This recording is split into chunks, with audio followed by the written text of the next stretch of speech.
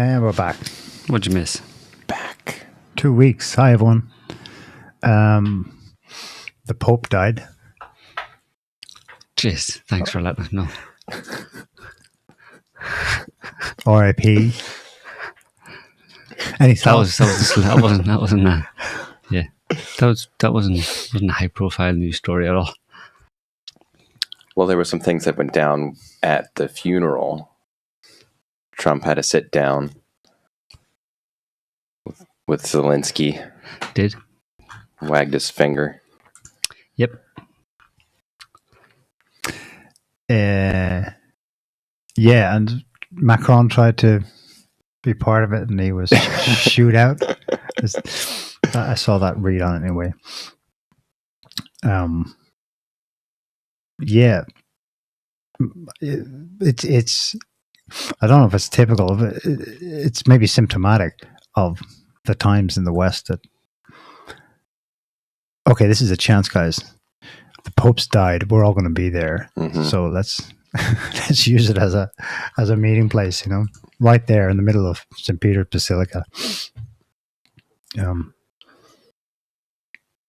Yeah, it's kind of strange that Vance was there. The Pope died the next day, and then Trump obviously is there 4 days later. Mm-hmm. We wouldn't have expected to. It's pretty remarkable how many world leaders went, but then it's not every day a Pope dies, so I didn't know what to expect. The one noticeable absentee was Netanyahu. He wasn't there.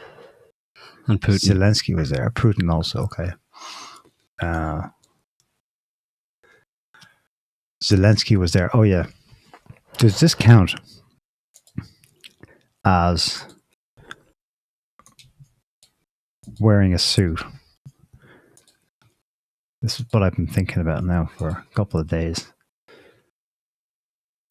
Yeah.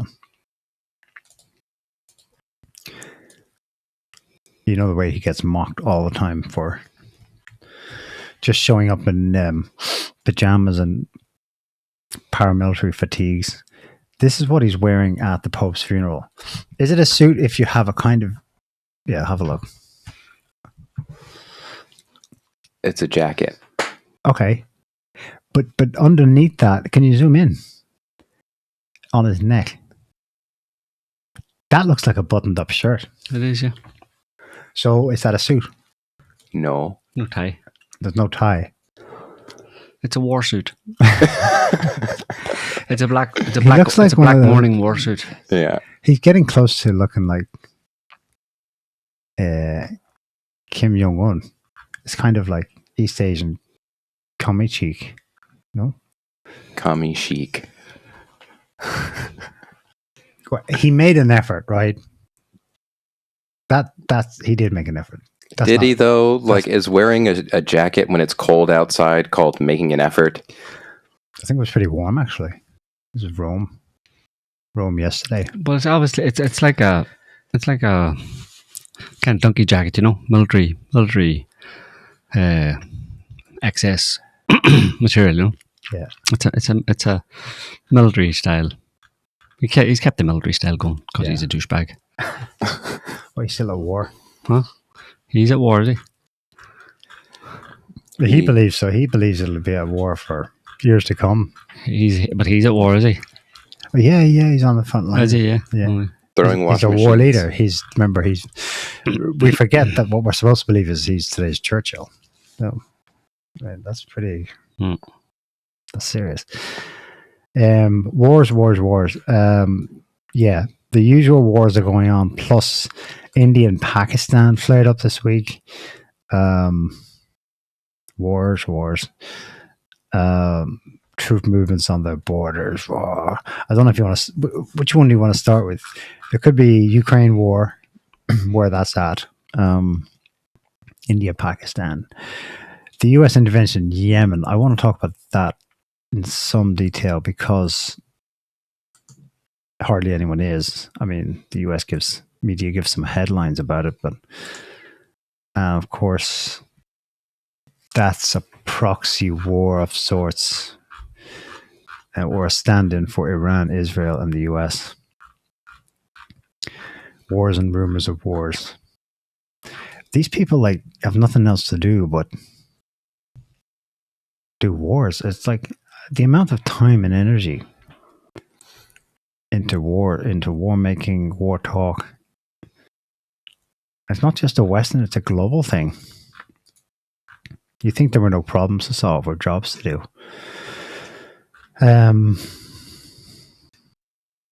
Well, if you want to jump in with India, Pakistan real quick and just kind of like lay it out with sure. This, who was this unknown terror group that was previously unknown?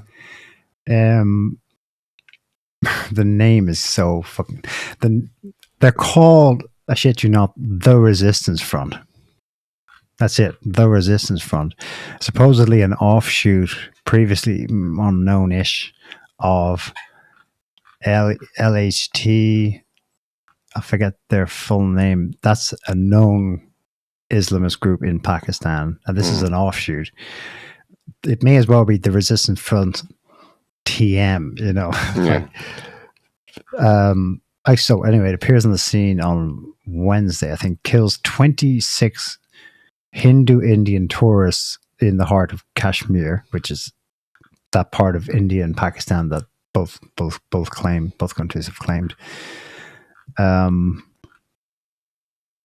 India goes massive by revoking all Pakistani visas. I don't know how. I don't think they can literally follow that through. You're talking about millions of people, but it's a big response. Declares ownership of all waters flowing into Pakistan from Indian rivers, and generally taking the situation to DEFCON 4 in the matter of hours. The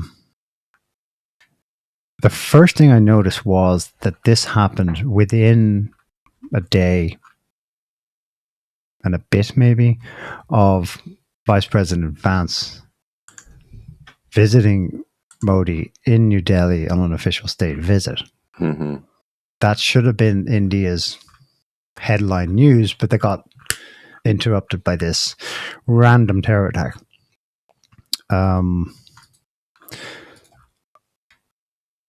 Then we noticed on X, and in fact, I've since seen him repeat this narrative explanation detail on other media, like in an interview with RT. Oh, actually, no, don't share that one first, Scotty. Let me find it. Pakistan's defense minister. I forget his name, but he's the current minister.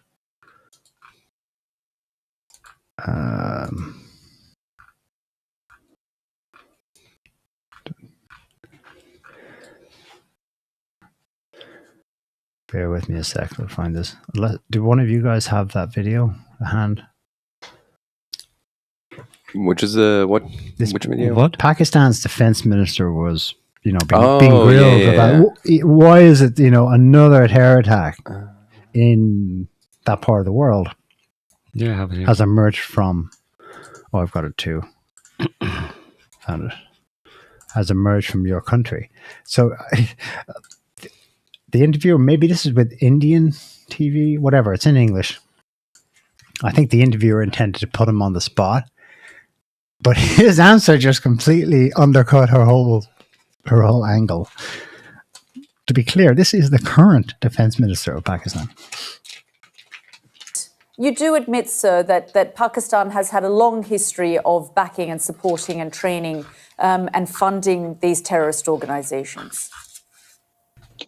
Well, we have been doing this dirty work for the United States for about 3 decades, and West, including Britain.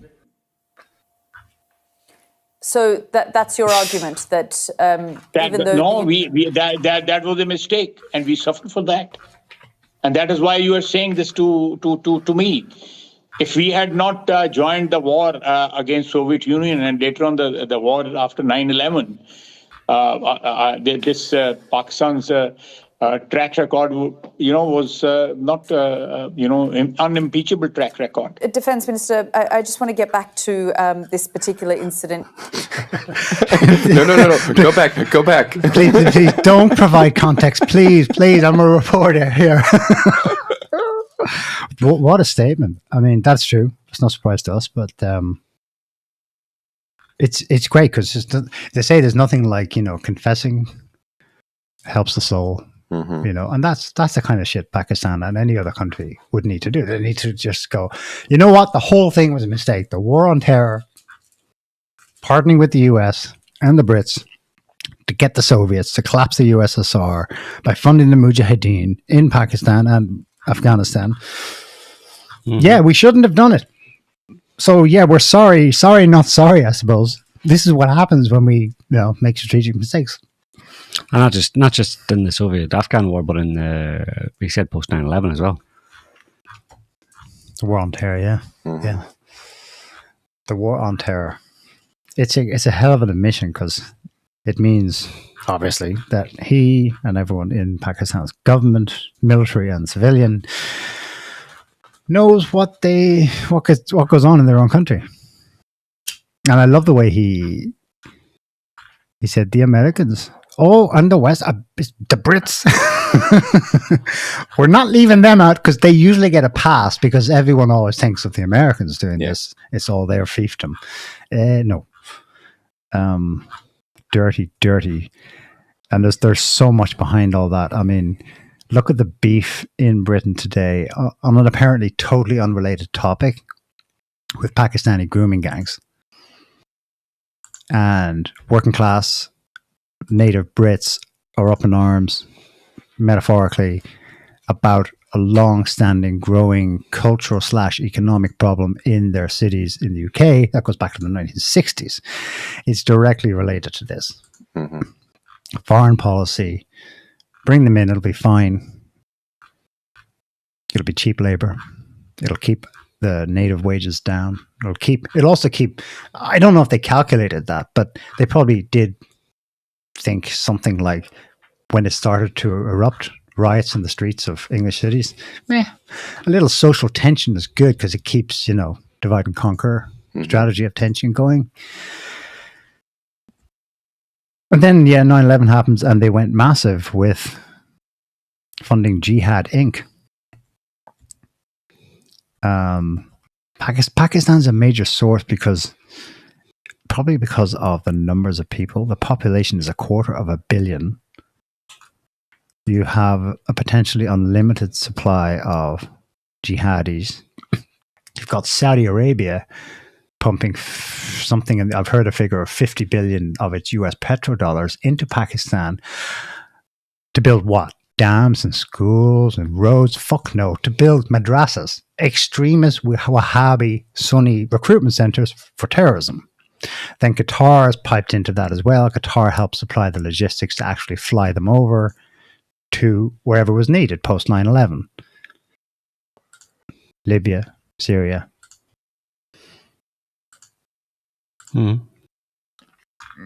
It's, what a statement. Of course, we know what he's talking about. The journalist probably has no clue. So she's like, that's out of my league. That's not their job, yeah. Can we just talk about the specific, This specific just say one. something like, our hearts and prayers are with the victims. And We were naughty boys. Let's just, I meant to put you on the spot. I didn't mean to. Yeah, you weren't supposed to actually up in the whole conversation and take it into the truthful direction. No. You were just supposed to get browbeat and accept it and say, we are very bad. Very sorry. Very sorry. We're working with our allies and partners at MI6 and CIA to find these feckers and bring them to justice. That's what you're supposed to say. And he's like, I'm done with this. So Pakistan and India, I'm done getting worked up when they get worked up with each other, because I've seen this before. Once a decade, the two go at each other. I mean, most notoriously post 9/11, after the Mumbai terror attacks in 2008. Mm-hmm. I mean, that was insane. That was like 100, 200 victims multi-site, multi-day atrocities, multiple gunmen. A few whiteys were in there, Pakistani Mayars. Some of them had like Hindu extremist paraphernalia they were wearing, so they were not Islamists. Total setup job, probably. Then they later found that a key informant, an American there, was arrested, deported. I forget his name, but it basically exposed the US involvement in the background, CIA involvement in that incident. Anyway, it produced, obviously, India, Pakistan going at each other. We have nuclear weapons, so do we. We'll kill you. Fuck you, bloody. And so, and the whole world's like, for a month. And then it usually dies down because common sense prevails. But still, there is obviously a geopolitical angle. The timing with Vance's visit is too coincidental. Maybe we can muster a geopolitical take on it. I thought this one was interesting. We can maybe base it off it. This is from the Russians with Attitude guys, who usually obviously focus on geopolitical analysis of the Russia-Ukraine war, but they had a take here. J.D. Vance visits India. A day later, a terrorist attack hits Kashmir. India blames Pakistan, shuts down the Indus River Dam, and both sides start moving heavy equipment to the border. The American strategy is simple: block China's rise by any means necessary. The US doesn't want direct war with China. They want proxy forces willing to fight and die for their interests, as always. Now, why does Pakistan matter? Pakistan is essentially a Chinese satellite. It relies on Beijing for weapons trade while providing them critical access to Middle Eastern oil. If India and Pakistan slide into a hot war, China would have no choice but to back Pakistan. And the US would be ready and eager to back India as a proxy against China's interests. If that happens, the Ukraine war will be abandoned for real, not just in speeches, but on the battlefield. What do we think of that? Well, we've talked before about how America, there's been so much talk, the Trump administration, individuals have been going on over and over again about how they need to get out of Ukraine, they've really hit the ground running as soon as they won the election and stuff, that they were wrapping up Ukraine. Even beforehand, they were talking about it, obviously, and they've been talking about it repeatedly. And it all speaks to the fact that they have some plan or something else on their minds, in the sense of we're done with this Ukraine thing. There's nothing for us to get out of it, and we have bigger fish to fry. They've got Hegseth has said that explicitly. There's more important things. Rubio said more or less the same thing. We've got to wrap up the Ukraine thing. We've got to redeploy resources elsewhere. So take your pick. Yeah. Do you think so potential proxy? Well, that would be a war, but it's a potential. I don't think India. It's not the most likely one. Middle East is surely most likely. Yeah.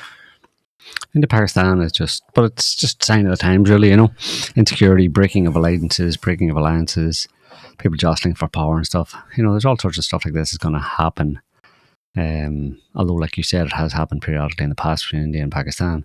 But it's going to increase maybe intensity and number of these kind of territorial disputes and that have been there for a long time, but kept under wraps because America was there protecting everybody, right? Global police, right? Team America. But now Team America is not really such a team or America anymore.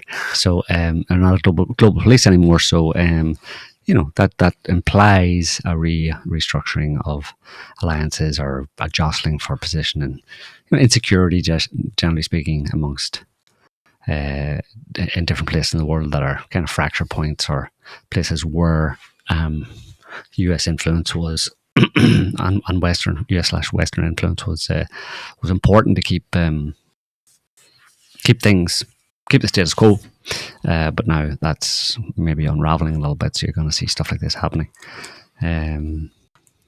But yeah, I mean, it depends. It just depends to what extent the Trump administration is determined to continue the previous multiple U.S. administrations, basically U.S. the deep state, the neoliberal American order, basically, trying to keep that. To what extent they're planning to keep that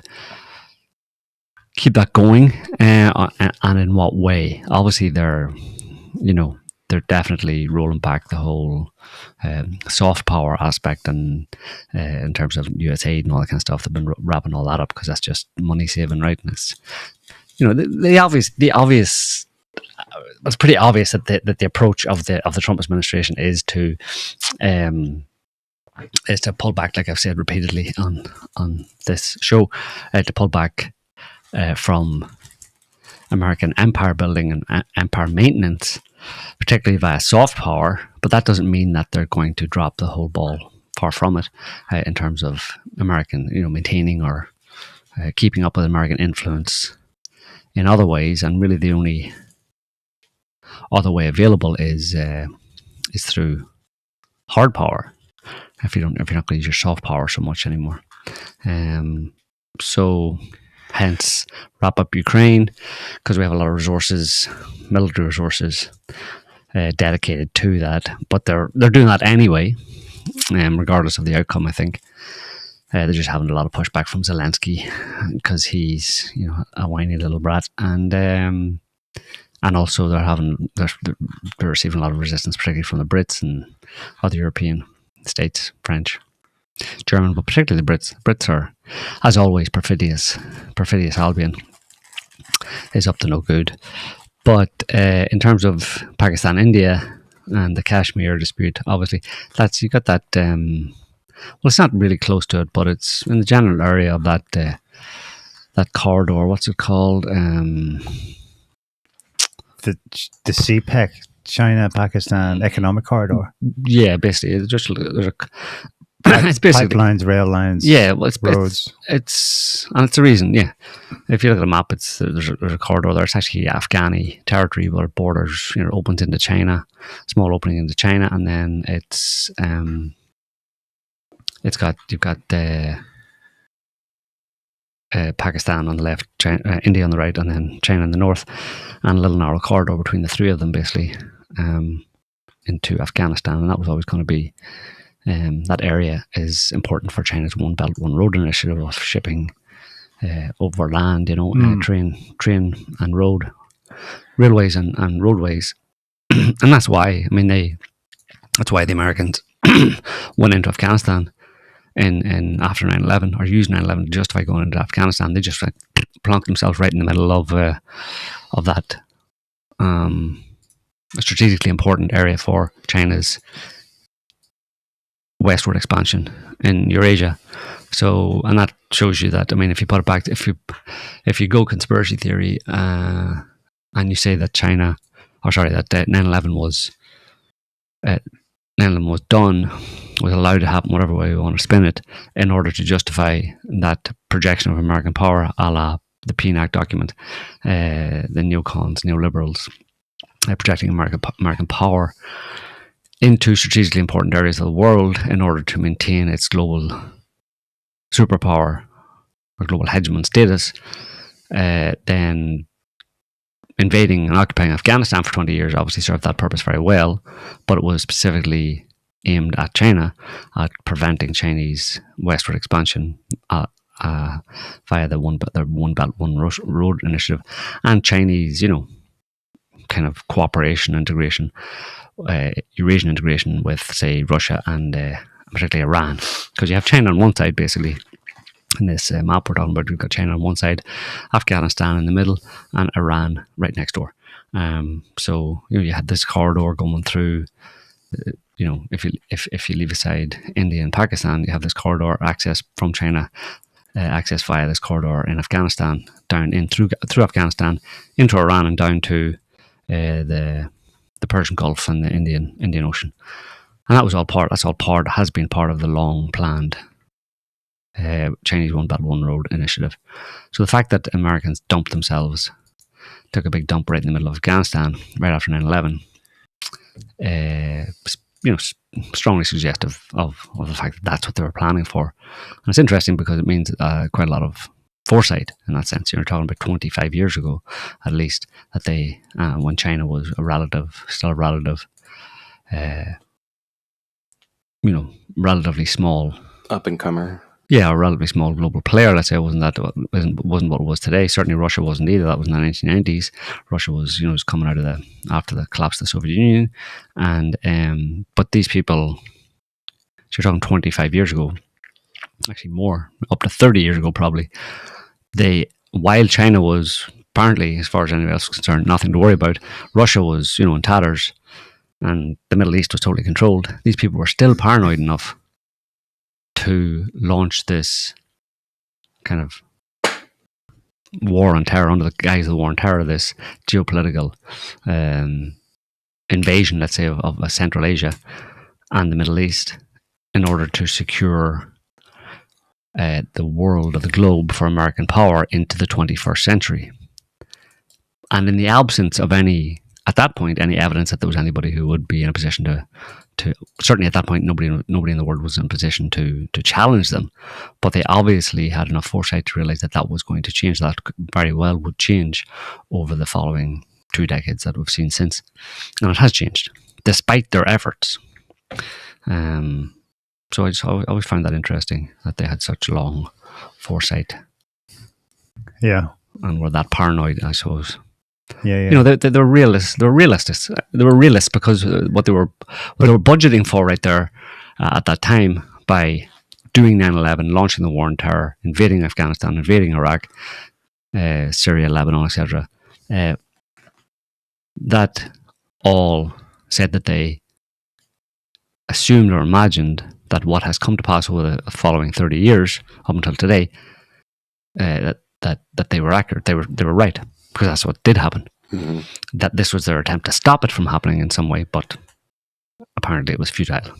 Although, who knows what would have happened if they hadn't done what they did. Well, yes, they were realists. It may have happened a lot They quicker. were realists, and developments have proven them to be true, proven them to be remarkably prescient. However, is it realist to believe you can stop it? No. No. Is it realist to believe you can be the sole center of management of all global key trade nodes perpetually? That's where they felt that. That's where they're falling. No, but turns out it was a realist to believe they could stop it. That's what they were trying to do. They were trying to stop it, to stop that development that I spoke of. Eurasian integration, China's westward expansion, one belt, one road. They believed they could stop it by doing what they did, but they haven't. So, but it was realist in the sense that they saw the threat, and they did what they could to stop it. Yeah, they've been trying to stop it by wrecking it, occupying, creating wars. Yeah, wars more, but it's an awful drain on the economy. American resources, yeah, awful drain. Not sustainable, yeah, and it's so politically, it built up such political capital that it resulted in a dam breaking and Donald Trump being elected in 2016. In other words, it's like it's proven or is proving to be unsustainably not achievable. Yeah. So I couldn't do it. Yeah. Can you put that back, please? This is one version of it, very basic, but the red line roughly in the center there is what Joe was referring to. China-Pakistan economic corridor from Kashgar in the far west of China through Islamabad, northern Pakistan, to that place in the south, which is a mega port being built by the Chinese, Gwadar. Why is this key? Well, what blew my mind was when I learned that 90%, until maybe it's still the status quo, I'm not sure, 90% of all shipping of everything, oil, gas, resources, metals, consumables, everything, 90% is shipped. It goes on the seas. So the kind of meta geostrategic policy of the British Empire and then the American Empire was, well, it was fairly simple. It was straightforward. Control those key choke points in the seas. One of them is the Suez Canal. One of them is further down off between Yemen and Africa. One of them is way over there, the Malacca Strait near Kuala Lumpur. If you can have the most influence over those key choke points, you get to be the imperial manager. But if China goes, what if we open up alternatives, and then they won't be able to have monopoly, say, on choke points? So they're thinking overland pipes, railways, roads. And that's why they're trying to build through Asia by land to shortcut to have ports right there in the Middle East. Well, the original plan would have been like the white part in the middle there, just under the word Dushanbe. That's Afghanistan. And that red line was the alternative. The original plan was to go straight through, like down through Afghanistan. But when America parked itself in Afghanistan, then the Chinese took that red kind of that red line, that more southern route. But it was ending in the same place. It was going to end more or less. Although it would have extended through Afghanistan into and into Iran. But the Chinese just drew different lines on the map and said, we'll go this way instead. Yeah. Well, that's the thing. But see, in that map, it's strange. They've circumvented, they circumscribed or circumvented Afghanistan. Yeah. Afghanistan doesn't have a line going through it, which is unusual. It should have. It's kind of like the shortest route to Iran, to the main body of Iran. Instead, they went north through the stands, through Tajikistan. Or sorry, is that Tajikistan? Kyrgyzstan. Maybe that's through Uzbekistan, Samarkand, and then across Turkmenistan, that is, I think. Yeah. And then across the north part of Iran, instead of going just a straight line across. There are a lot more potentials now than just what this shows. So the Russians and the Iranians are big on the idea of something not far west of where Gwadar is. In fact, it was in the news this week. Bandar Abbas, which is the largest port in Iran, they wanted to build from that seaport, which is right there at the Strait of Hormuz, a major artery of rail and motorways north through or around Tehran into the Caspian Sea, at which point you ship all on the Caspian Sea, and then there's a corresponding Russian port of Astrakhan in the north of the Caspian Sea. The Russians love that idea because that cuts off or dilutes the importance of control of the Mediterranean and the Black Sea. You see, it immediately renders the ability to, quote, contain Russia economically via keeping it back in the Black Sea. It kind of renders that moot. They're really angling for this route. So that's interesting because that came up in the news this week because there was a massive explosion at that port in Bandar Abbas, which is Iran's largest. It was yesterday, right? It's you were saying how eerie it's the lack of coverage about it is. Joe. Yeah, it wasn't really. There was very little coverage in the media. It was just like, explosion in a port in Iran. The interesting thing is, did you send it to him or no? I sent him one of the vids. I've seen a few now. Yeah, videos taken by port workers in Bandar Abbas. Note the color of the plume, the smoke coming off it before the explosion. I think it's a composite. There's other footage in here too.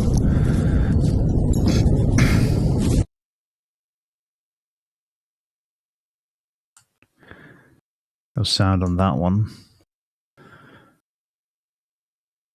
Maybe one more. No, that's the aftermath. Here's another one.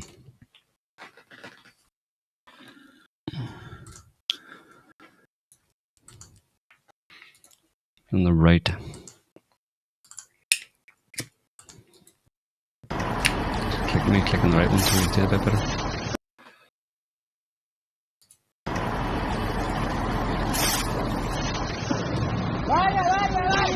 بگو گازه بره بگو بره داره میترکه اوه یا علی نترکه اینجا It's flaring. That's exactly what happened in همه خارج Beirut. شن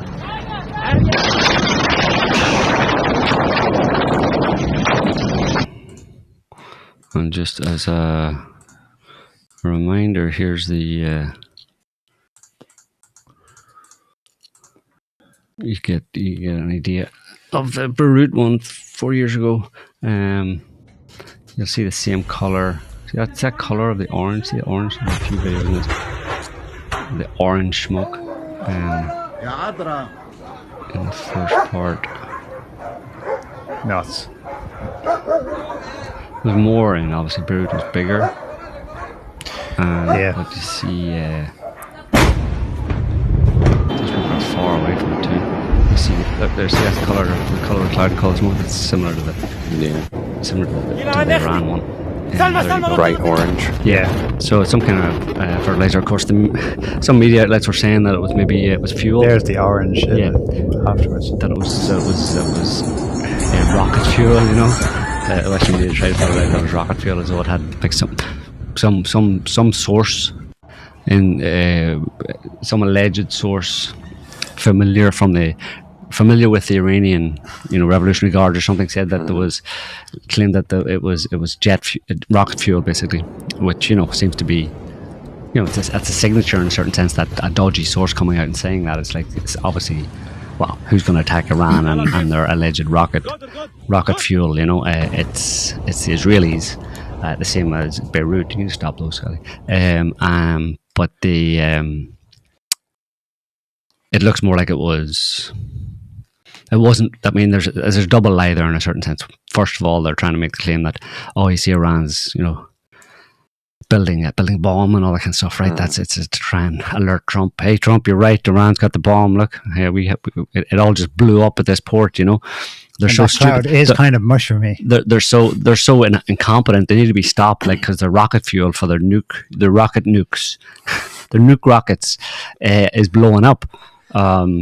They're a danger to themselves. We have to help them. But then send in Team America. Yeah. Then there's also the fact that clearly it definitely wasn't rocket fuel or any kind of fuel. Really, it was like the orange cloud suggests that it was probably fertilizer, ammonium nitrate, as it was the case in Beirut, which suggests that someone blew it up, because that kind of stuff doesn't just blow up all by itself. Of course, you can posit all sorts of theories. Well, if it's left for long enough under the right conditions, and then somebody throws a cigarette on it, or holds a blowtorch on it for long enough, then you could explode it. You have a chain reaction explosion. Yeah.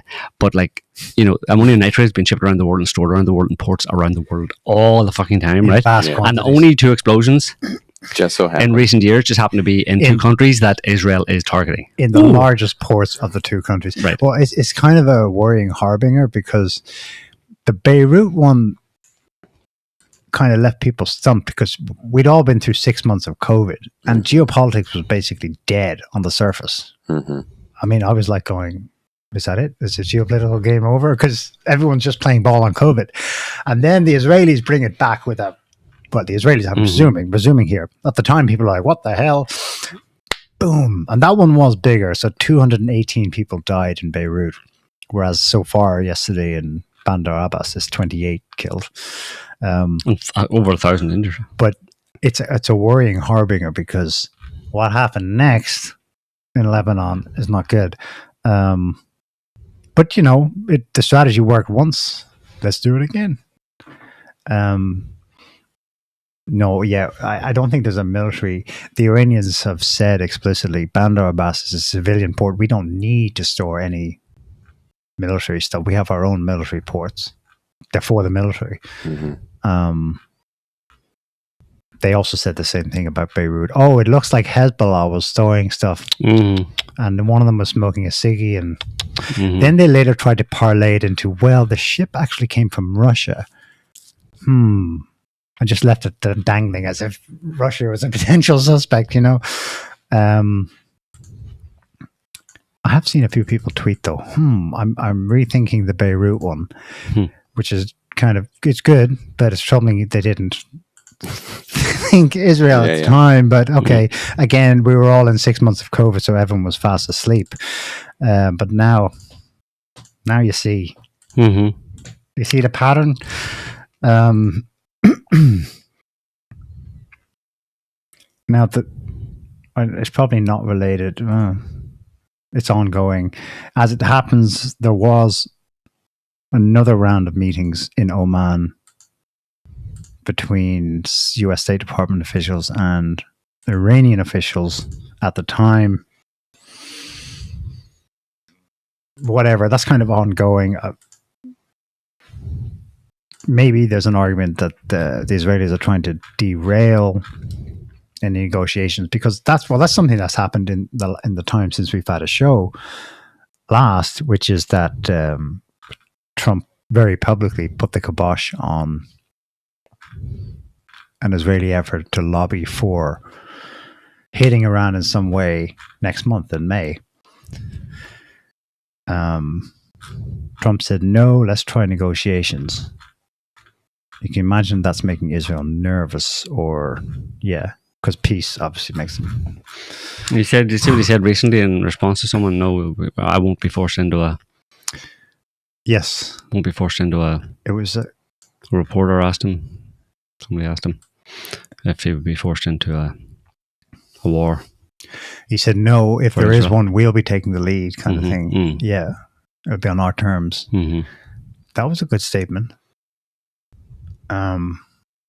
He's doing the art of the deal. He's like, no, BB, we're not just going to go bomb them. We're doing the art of the deal, right? Where I threaten to bomb them if they don't make a really, really good deal. A huge, tremendous deal, which will benefit everybody. And if they don't do that, then, well, it's going to be really bad for them. It's going to be tremendously bad for them. It can be tremendously good, or it can be tremendously bad. Iran, you choose. So, and Bibi's like, just bomb them. Here, please. Watch out, son. Yeah, I'll start. Well, actually, the Israelis have been doing this kind of shit for years in Iran. There's so many bombs that go off that are unknown origin or accidents, or I remember maybe it was post-COVID. There was a whole series of Iranian oil tankers that had mystery holes punctured in them by mystery drones, and nobody knew. Nobody had a clue. Or maybe it was terrorists. Well, if Trump thinks that obviously they've been bombing the Houthis, killing a lot of people in Yemen of late. That seems to be their. So it's everybody's proxy.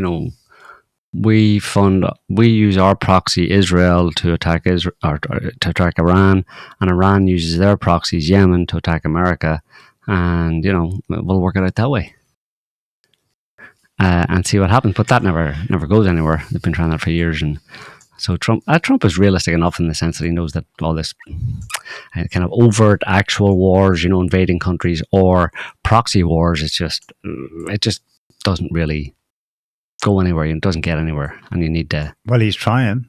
Huh? This is underreported. So at least the Washington outlet Axios says the U.S. military has been bombing Yemen in the current round since March 15th for weeks on end. About 640 strikes in April alone. No, excuse me. This is from last month. In the last two and a half weeks of March alone, and it's only escalated. I can't get a read on the civilian death toll in Yemen, but some on X who claim they're there say it's around 1,000. At what point is Trump strikes for pressure actually Trump's war? I mean, this operation has a name and everything. They called it Operation Rough Rider. Began March 15th. It's in response to the Houthis reopening hostilities against Israeli shipping, which they say was because Israel, which they did, broke the last Gaza ceasefire and recommenced its starvation blockading. I don't know, I was wondering, what the hell is Rough Rider? It's the name of Theodore Roosevelt's cavalry charge up San Juan Hill in the Spanish-American War of 1898. Trump came up with that. This is Trump's op. Now, is it Trump's war? He's in danger of losing his quasi title of the first non-war president of the United States, Jimmy Carter. This is his baby. Mm-hmm. If it goes on like this, which it is at the moment, every day, there's now, 6 B-2 bombers at Diego Garcia. How many of them are being used? I don't know. But there's bombing attacks every day now. Is it still just part of the deal? We're straying into... there's no troops on the ground. No. That's because Trump's first effort in his first term, the first actual op he okayed was in Yemen. Troops on the ground. Several US Ospreys landed special forces. Mm-hmm. It was a clusterfuck. And they tried to cover it up. Several died. Several hostages, I think. Never heard about it again. So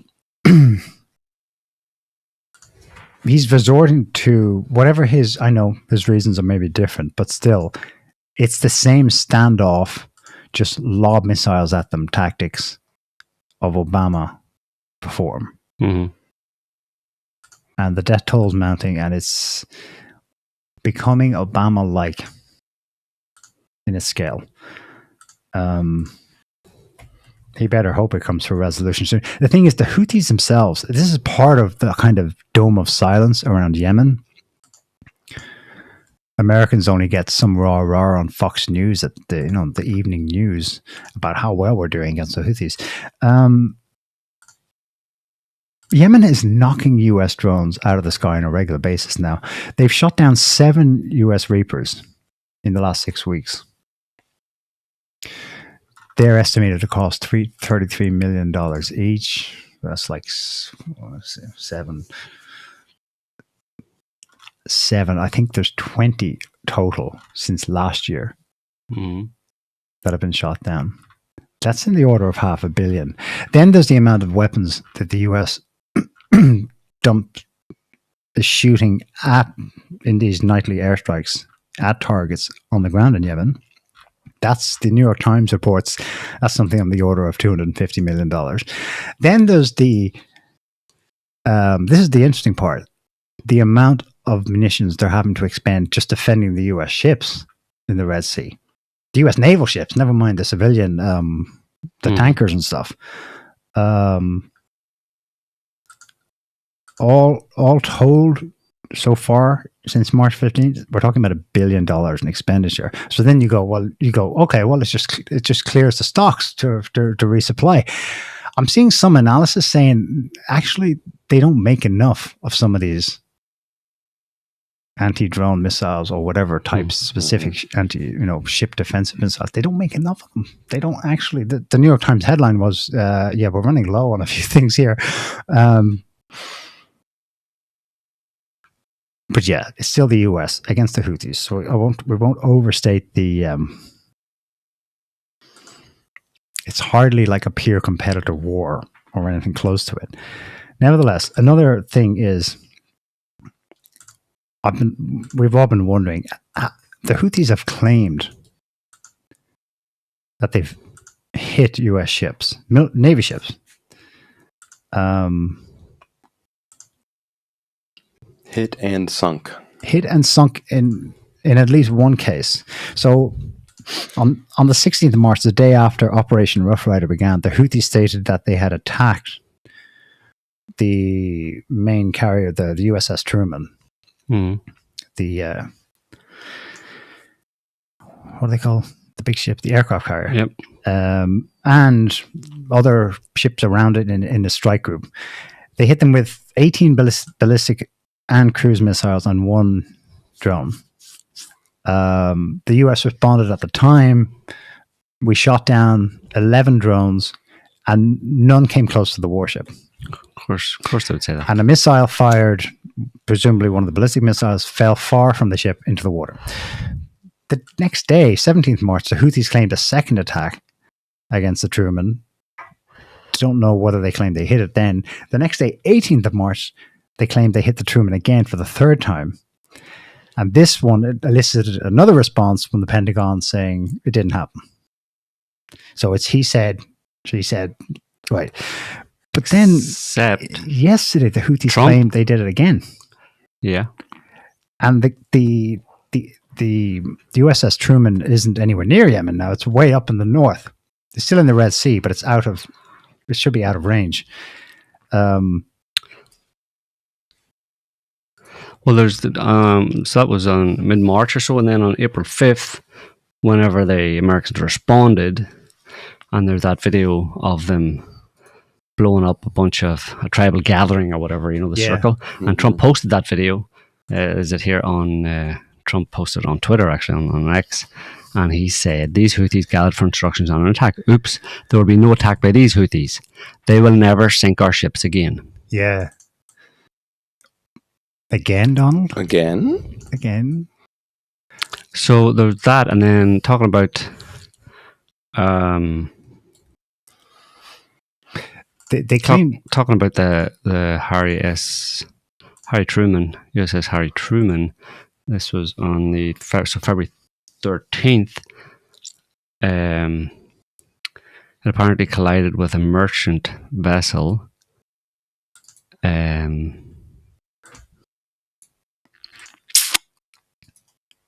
Besiktas near the port side in Egypt, according to US Navy officials.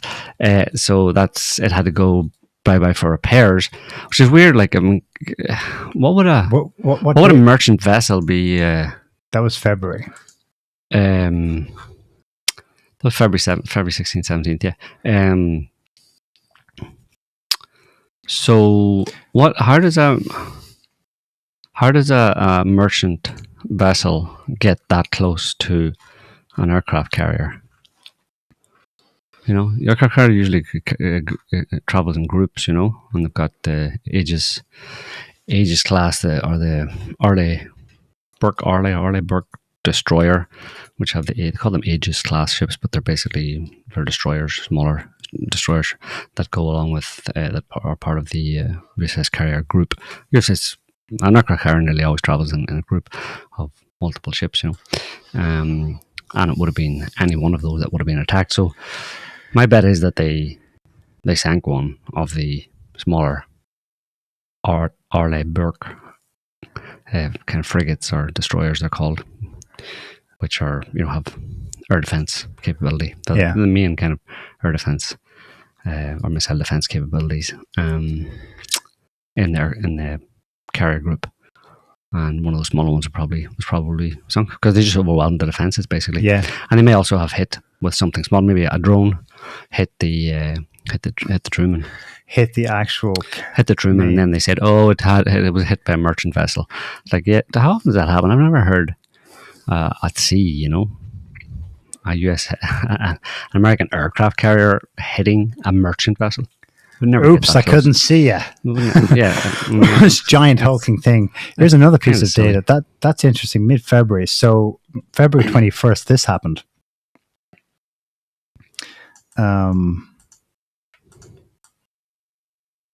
The commanding officer of the USS Harry Truman was fired. Due to a loss of confidence in his ability to command. Did it mention the collision? Yes, it did. The relief occurred after Truman was involved in a collision with the merchant vessel on February 12th. Which is like, yeah. In the context, of missiles flying around and the Houthis repeatedly trying to attack those ships, and then suddenly one of them gets damaged by another ship. Damaged by another missile. There's two. Or a drone. There are currently two carrier groups. Mm-hmm. The USS Carl Vinson was brought in, I think, for Operation Rough Rider mid-March from the Pacific Theater. Mm-hmm. Well, the reason they gave at the time, this is March 21st, Hegseth extends Truman deployment to Middle East because it was due to be recalled back for routine whatever. And the Carl Vinson was sent to the Middle East instead. And it says in this article that the idea was simply that the second carrier group was coming to replace it. And yet both are officially still on duty. Maybe they need all I can get at the moment. So I'm wondering, how intense is this firefight? And do they need 2 carrier groups to deal with the Houthis? So it was announced that the Vincent was coming, and the reason was, it's just going to relieve the other one, which will return to base or home or dock for repairs. And yet both, in fact, are still active in the Red Sea. Then there's another piece of data. And this has been a back and forth issue for months. So you wonder, like, how many times have the Houthis actually hit this thing? I think this happens chronologically. The last report's 21st.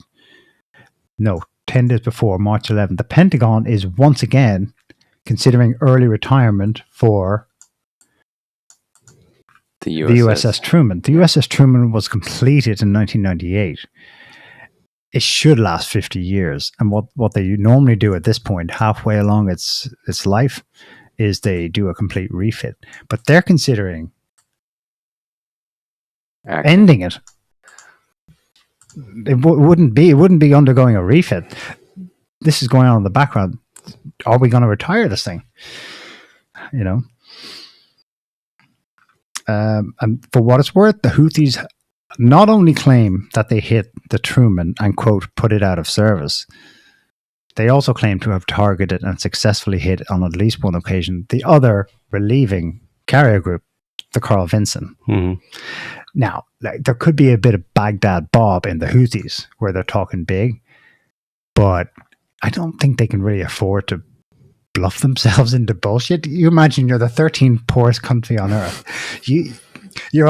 You're officially out there making an almighty principle stand on undertaking all of this to ally with the people of Palestine, who have no other means of recourse of defense against the might of the US and Israel. You're all in. It's practically a suicide mission, but you're in the fight. Is it all going to be bluff and bluster? The American actions, never mind what the words they're using, the actions bringing 2 carrier groups. Oh, this one's going for repairs. We're thinking of retiring that one. The actions suggest, the final action being now for the last 5-6 weeks, the US has been bombing the shit out of Yemen because of the threat. Direct hot war threat is posing in the Red Sea. So Trump's again, it's a shame it's his problem, but that's the way history is unfolded. It is a problem.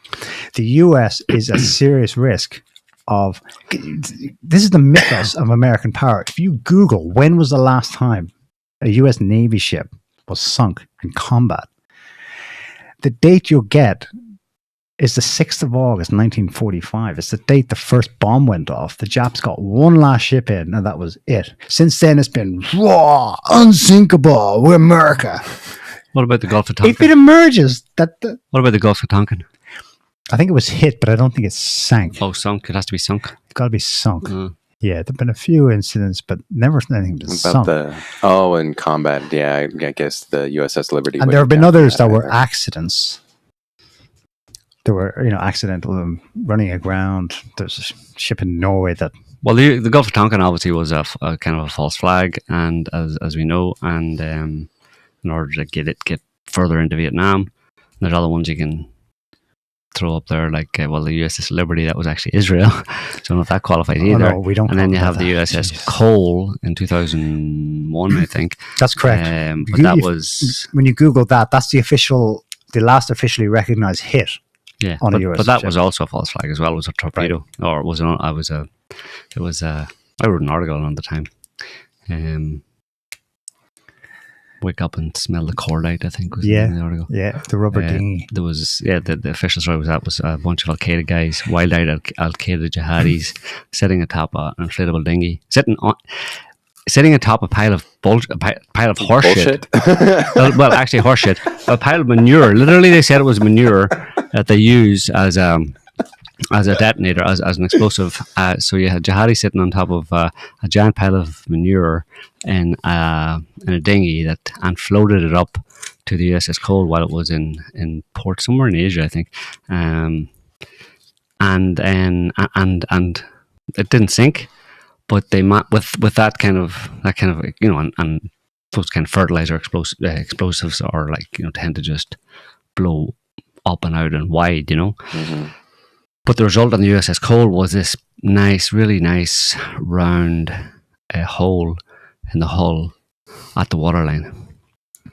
Pretty good, no? Wow. Very specific. It looked like. I mean, if you didn't, It looked like the whole. If you didn't know any better, if you didn't know any better, and you actually doubted the official story, you would say that, well, clearly there was some kind of an explosive charge placed right on the hull at that point, or maybe a torpedo or something like that. But some obviously military grade explosive was attached to the hull of the boat at the waterline. Because that's exactly, it looked like a torpedo hole, basically, And was it blown in or out? Blown in, I think.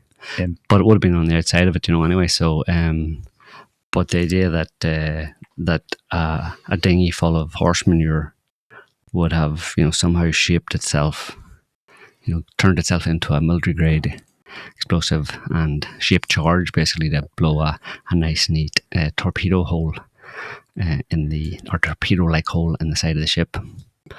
You would say that, but then you'd have to revert back to the jihadis on the pile of shit, because you know better than to believe conspiracy theories. No better than to believe a big old steaming pile of shit. You know that you should always believe that when it comes from the media and the government. We're laughing now. That's a farce 25 years ago to get this whole shit show going. Are the Americans still laughing? The Houthis able to inflict actual damage and they're having to cover it up or make up bullshit in a hot exchange. Not so funny now, is it, with your podunk tribes you can't beat? I'll tell you what in the middle of nowhere. And I'll tell you what the whole situation is ripe for, given that the Houthis have been probably sunk a ship and damaged other American ships. It's ripe for something bigger and something more inflammatory, like against an American ship in the Suez Canal or in the Gulf, somewhere in the Gulf of Aden or something. If the Israelis can swing it, I don't know if that would be plausible, but it would have to be public. It would have to be something where the Americans weren't able to actually cover it up, like they have done with these, what we assume is these previous attacks. It's just like they make them go away. They didn't happen. Nobody talks about it. It's not in the media. It's a collision with another ship, or it's no, they didn't do anything, or it's just in for repairs, or we shot down all their missiles. So they're very effectively able to make actual sinking of American ships and damage to American ships by the Houthis go away completely from the media. Not and more that, not even that it's mentioned initially and then make it go away. It doesn't even appear as a possibility from the get-go. But the only way you could get around that for the Israelis, to cause a provocation, would be to do it in public. Video it. Have it done in broad daylight, and then, well, Trump may know it was. He can't just eat it. They can't eat it. They have to, and it has to be the Houthis that did it, and then Trump is in two minds. Well, was it the Houthis? And then, well, sir, intelligence suggests that this wasn't the Houthis. It was actually the Israelis. What are you going to do about that? And then Trump's like, well, damn, those Israelis, they're always blowing up our ships. Remember the Liberty. But what the fuck? What, they want me to bomb Iran? No, I'm not going to do it. So now I'm going to have to, repeatedly. You just love for someone to talk a load of bullshit to the media and talking, I'll have to somehow just explain it all away. Or I'll just bomb the Houthis a bit more and then it'll go away. Yeah. We'll get them Houthis. Especially after he said that, they won't be sinking, they will never sink another American ship. And then they do. The Houthis do. And then never again happens again. Never again happens again, which the Israelis love. And Trump's got a problem. How's he going to continue to look credible in that situation? So I'm just saying that opportunity is there, if the Israelis can swing it. Yeah. How they would do it, I don't know. I mean, they could do it. They could probably find a way to. They've got all sorts of access. Although maybe they've less access. If Trump has any sense, he would be making sure that everybody in the US Navy was vetted for any ties to Israel, but Ah. but then you might have to get rid of all of them. Yeah. if that was the case. No, but if he could, I mean, if he had any sense, he would just try and avoid that kind of thing, because, like, I mean, there's really agents and there's really assets, etc. Are all over the place within the American establishment, the military and civilian establishment, and all it takes is for them to have enough access to one of the ships, while they're in port or wherever they are, and have a bomb planted on it, and kaboom. And then have someone yell out Allahu Akbar. We don't even have to have anybody do that. I mean, the blame is going to immediately fall on Houthis, Yeah. if it's sailing in the Gulf of Aden or something like that, and it explodes. Well, it doesn't matter. It's like the USS Cole, explosion happens. You can say whatever you want. You can say you can go from a pile of jihadi sitting on a dinghy full of fertilizer. You can say that it was a weaponized stork, with a really powerful fucking beak that got a hole in it. You can say a missile from the moon was fired from the moon by aliens. You can say whatever the fuck you want. Whenever, as long as the explosion happens and there's damage, you can just say whatever you want. You can make up whatever story you want as to how it happened, whatever suits. There's another step, though, that would be tricky. How would you parlay a Houthi atrocity, in quotes, into Iran data? Because surely Israel would want America to go 500-pound gorilla against Iran, not Yemen. Mm-hmm. I don't think Yemen is that Important to the them. Israelis. Yeah, but maybe you could spin it. I mean, they're not always successful in those provocations. I mean, they carry them out, but they don't always get what they want from them. But I don't know. You'd have to, some way tie it back. Well, Trump has already said publicly on Twitter, on X, whatever, on Truth Social, that the Houthis are basically being funded by Iran, that they're Iran's proxies. I've heard, yeah, but I also They heard said that explicitly. he's also saying things like, they make their own drones. Incredible, they make their own drones. He's aware that it's Indigenous as well. indigenous capacity too. It's such a for context, I said there were 640 whether it's sorties or actual strikes, I'm not sure. It's been pretty intense what the US has done in Yemen the last month and a half. But for context, off and on, Yemen has been subject to, this is what the Axios write-up told me, 25,000 strikes going back to initially the Saudi-led attack on Yemen after the sort of civil war that happened as a result of the Arab uprising Arab Spring in 2011. I mean, they've taken everything. They were starving at one point, but they still have massive multi-million man marches in the middle of Sana'a. That to Israel, that to America. They definitely are being supplied by Iran and probably by Russia as well. Yeah. So it's all part of the big game, That's how you do it.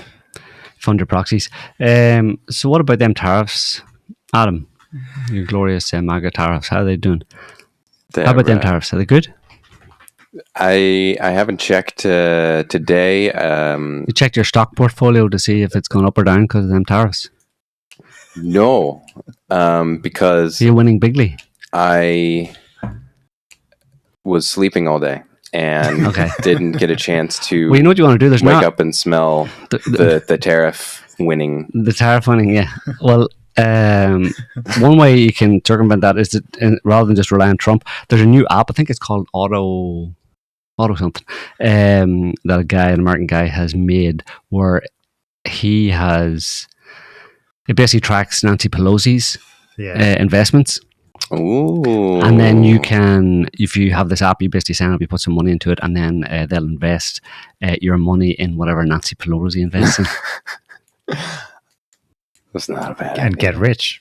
Hey. Yeah, he said they've got $300 million worth of investments from people in that app now, and all it does is invest in what Nancy Pelosi invests in, to track her investments, and then go, okay, we'll have some of that too, thanks.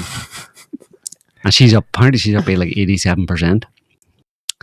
Over the past couple of years, like her investments are all up 87% since 2021. She's almost doubled her money on random stock market share buying. Just To the wrong close your eyes and throw a dart type thing, and but just hey, I'm super lucky. She did it for the children. She's giving all that money to the children. The Trump tariffs are a farce.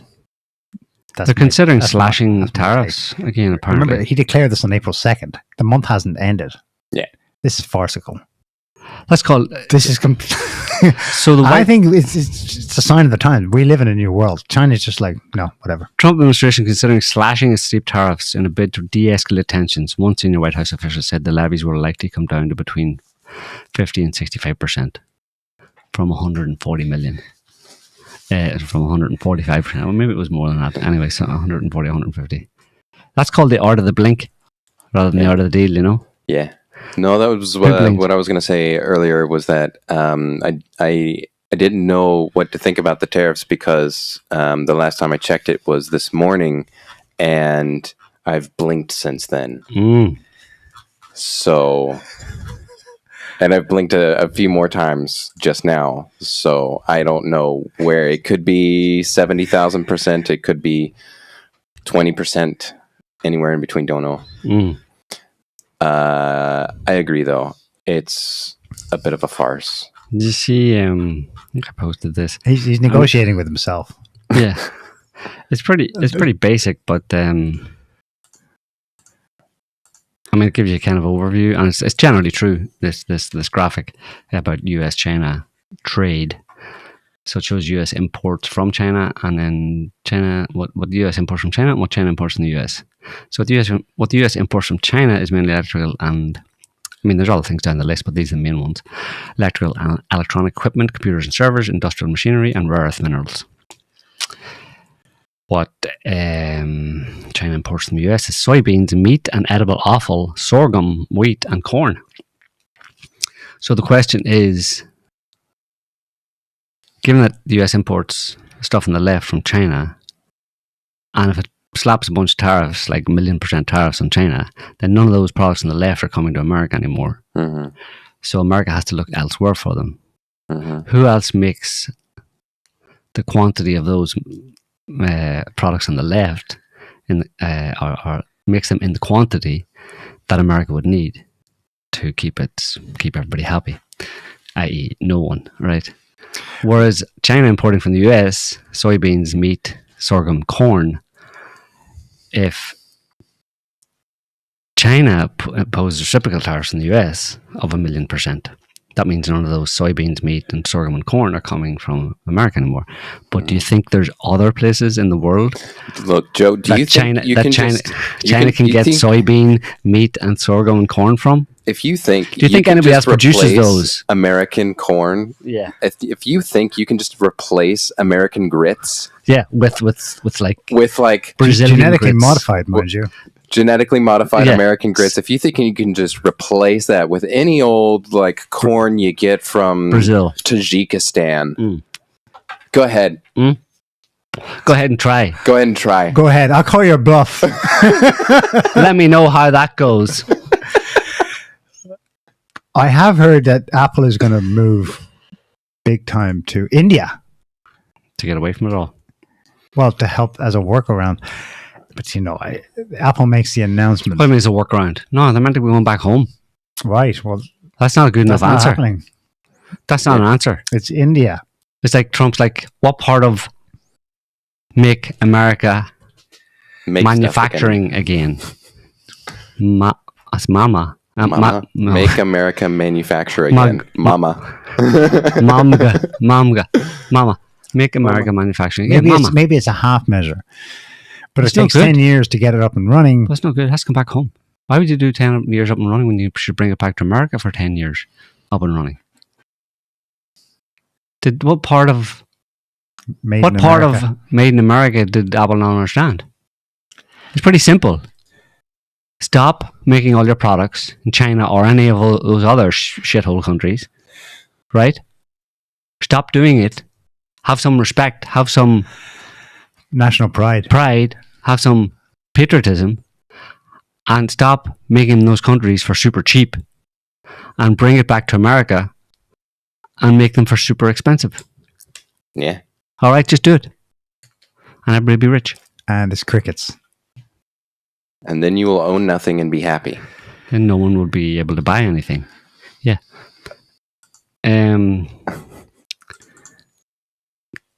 Yeah, it's all funny. Trump's funny. Funny in a kind of like peculiar way.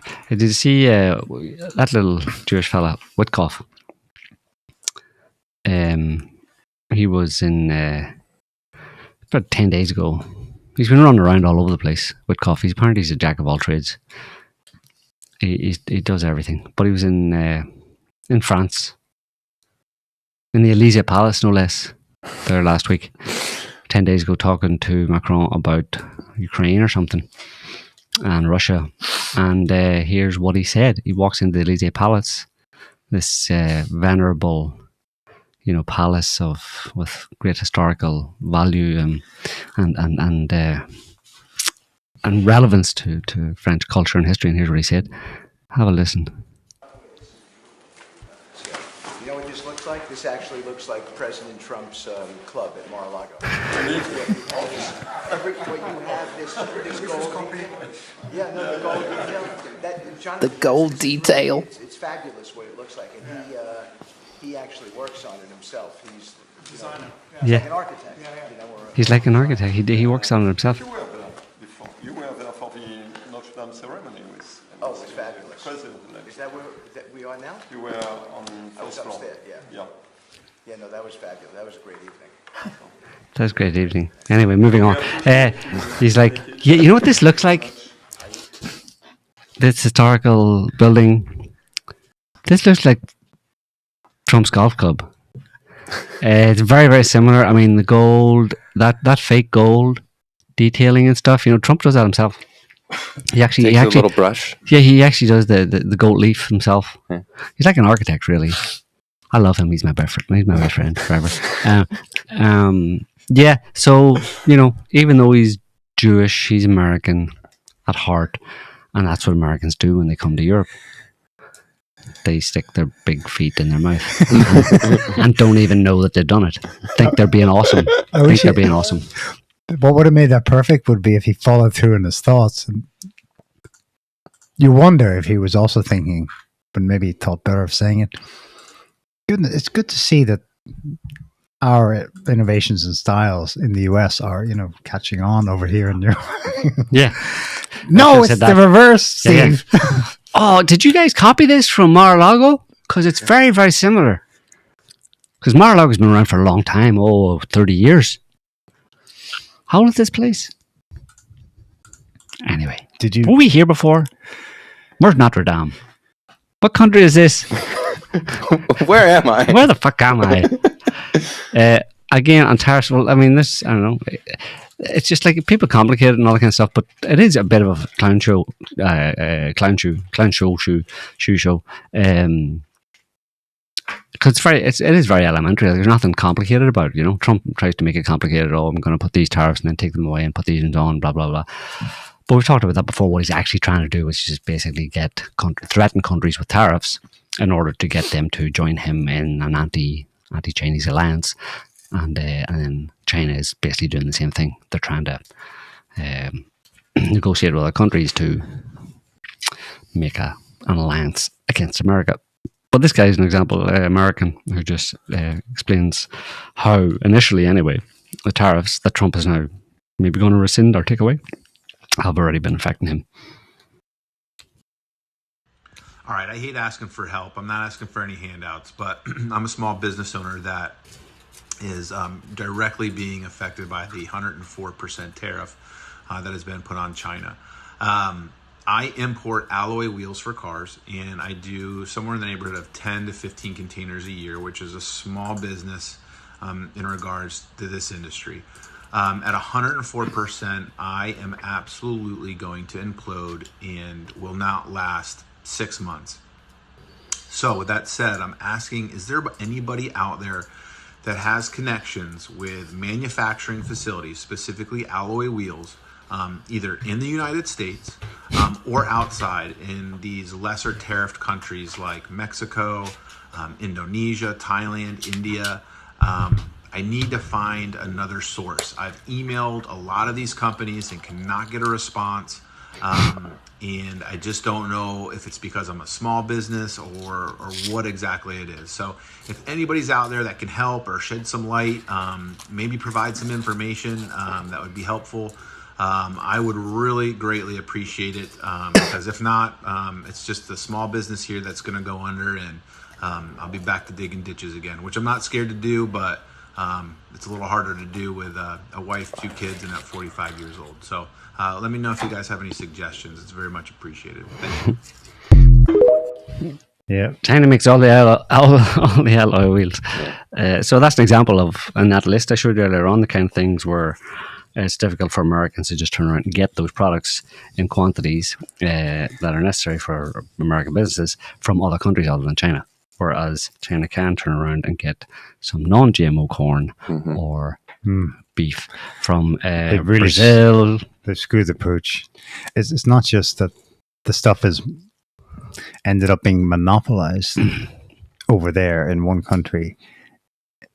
It's so entrenched, it's been going on so long. The capability, the know-how to do it is also exclusively there, or more or less. Maybe you could find, actually, you'll probably find an alternative, Vietnam, Thailand, like you mentioned, but yeah, this is an entrenched 5-decade-long process that now means you can't undo. Nobody has the knowledge anymore to start it again. I was reading, somebody was talking about how China went about doing that over the past 20, 30 years, basically, where the Chinese government just threw money at like a bunch of different people for one particular product, let's say one particular product line, one particular type of product, and they did that across all types of products.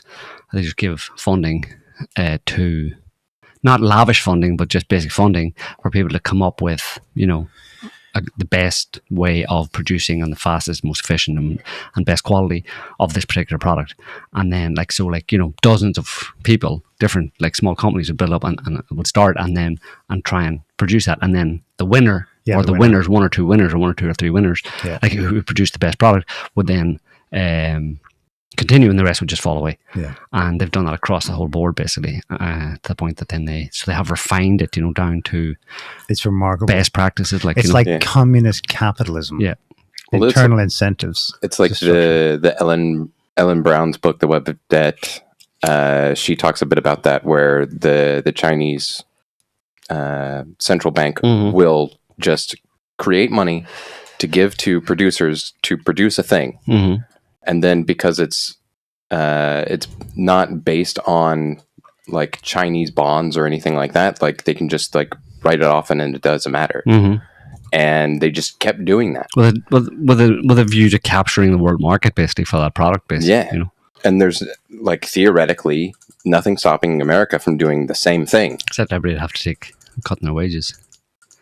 Well, just a little bit, maybe. But for those who need something a bit more simplified and a bit more entertaining in terms of an explanation of what Trump's tariffs are, this guy, who I really like, actually, and appropriately, he's Chinese, explains it very well. Go ahead, listen to this. I've been watching. You've been eating a lot of me, much more than me. This is not fair. This is not fair. What are you talking about, dude? This is hot pot, like we share. No, this is not hot pot. I'm the boss, right? You've taken a lot of advantage of me. This is a huge disaster, a total imbalance. I can't let it happen anymore. This is... I have to stop it. All right, this is the last plate of our meat. I mean, I don't... That's the last plate, well, right? I'm pretty full anyways. How about you take 6 slices and I take 4? No, I take 9, you take 1. I'm the boss, I make the rule. Stop arguing with me. I don't have time for this. How about you take 7 and I take 3? No, that's it. Lover, go hijack. Give me all the pepper. Give me all the pepper. Thank you.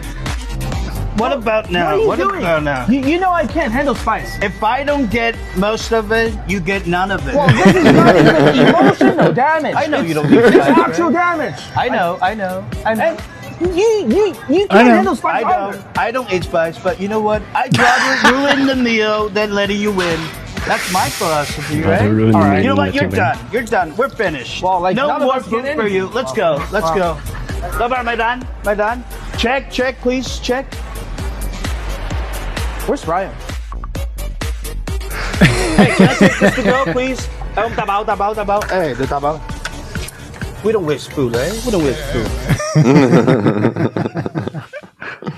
There you go. Exactly. That reminds me of your analogy about the share of the pie and multipolarity. Yeah. There's the US at the head of the table. Others just want to be able to sit at the table. It's like, no. Okay, you're sitting, whatever.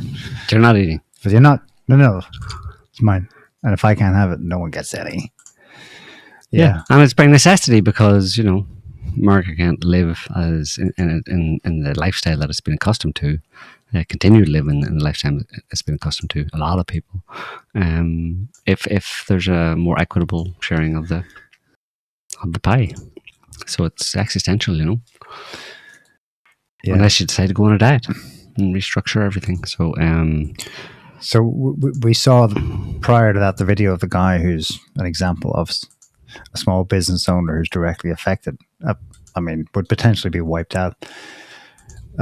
This week, the CEOs of Walmart, Target, and Home Depot met with Trump at the White House to plead with him to not do his tariffs against China because they'd be wrecked.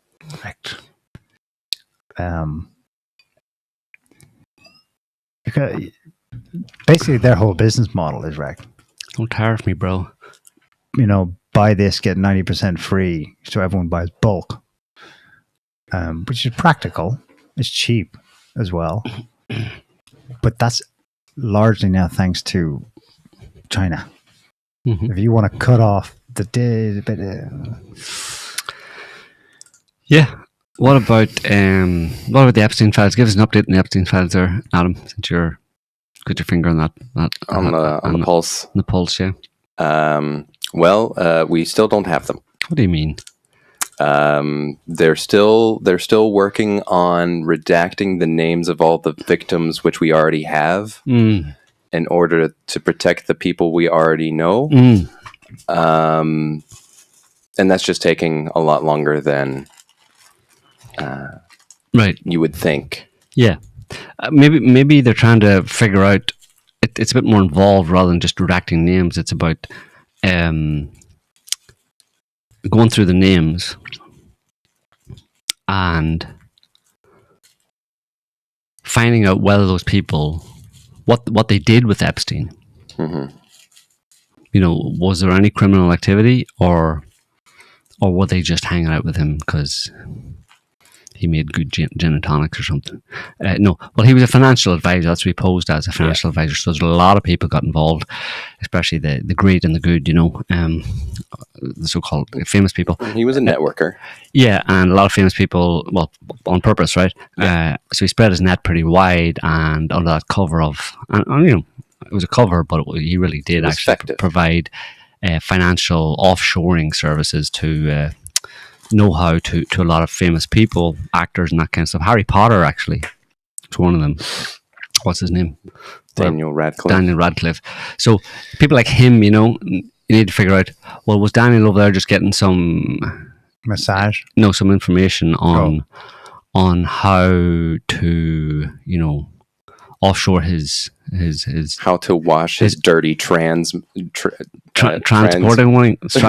money in the Virgin Islands or something, or in the Caribbean, or whether he was doing something else. So you have to, that implies a deeper dig, you know, into what was actually going on, I suppose. But there's also obviously the fact that there's people who were up to no good and who don't want their name released, as in don't want to be exposed as being a pedo or something. And then Trump has the choice of whether or not, if he has this access, Trump has a choice of whether or not to actually go for the full, you know, truth-telling type thing and put it all out there as he says, or whether it's, well, hang on a minute, there's leverage here. You know, in the same way that Epstein and the Israeli intelligence set that whole thing up in the beginning to get leverage over those people. Now, in terms of the potential exposure of those people, there's also leverage for the people who might expose it, right? But I mean, the Israelis were using it as blackmail in a certain sense, or so now pretty much exactly like that. But now, in terms of when the information is is with another person, like say someone in the Trump administration has that information, then they have to decide whether or not they want to continue to use that as kind of blackmail or leverage or whatever you want to call it. And then there's other people who just saying, like Trump would probably not want to reveal the information at all. He doesn't necessarily want leverage over them, but he doesn't want information about that person because it would look bad on him because he's probably their best friend. Like Netanyahu, for example. If it's an Israeli intelligence operation, it's a matter of national security, case closed. Yeah, we can't reveal the fact that it was funded or started by the Israeli intelligence from the get-go, because that would look bad, and there'd be a big outcry. It would look bad for Israel, and Israel would be anti-Semitism would go to level 6. You know what I mean? Yeah, and you can't have that because Trump doesn't want any. Well, that's why James Lindsay is saying not to release them, because then it would be bad for the rise in anti-Semitism. It would be bad for America's unsinkable aircraft carrier in the Middle East. And then there's that woman, the first most famous whistleblower victim, Virginia Giuffre, died by suicide. Yeah, she was hit by a bus. That was a month ago, but I think she died from a pill overdose now. Supposedly. Yeah. Everyone's blink is, oh my God, they got her. But I think Ryan Dawson's probably right. Yeah. He was following the ins and outs of what happened to her. There isn't really a motive to kill her at this point because it's already out there. World known. Yeah. She's already taken down a bunch of people by being Prince Andrew victim. Primarily. Mm-hmm. He's screwed. Obviously, Epstein's dead. Brunel's dead. Maxwell's in jail. And he said it's more prosaic. It probably is suicide because she was really, and he showed her social media posts. She was on a serious. She'd managed to rebuild her life after years of abuse.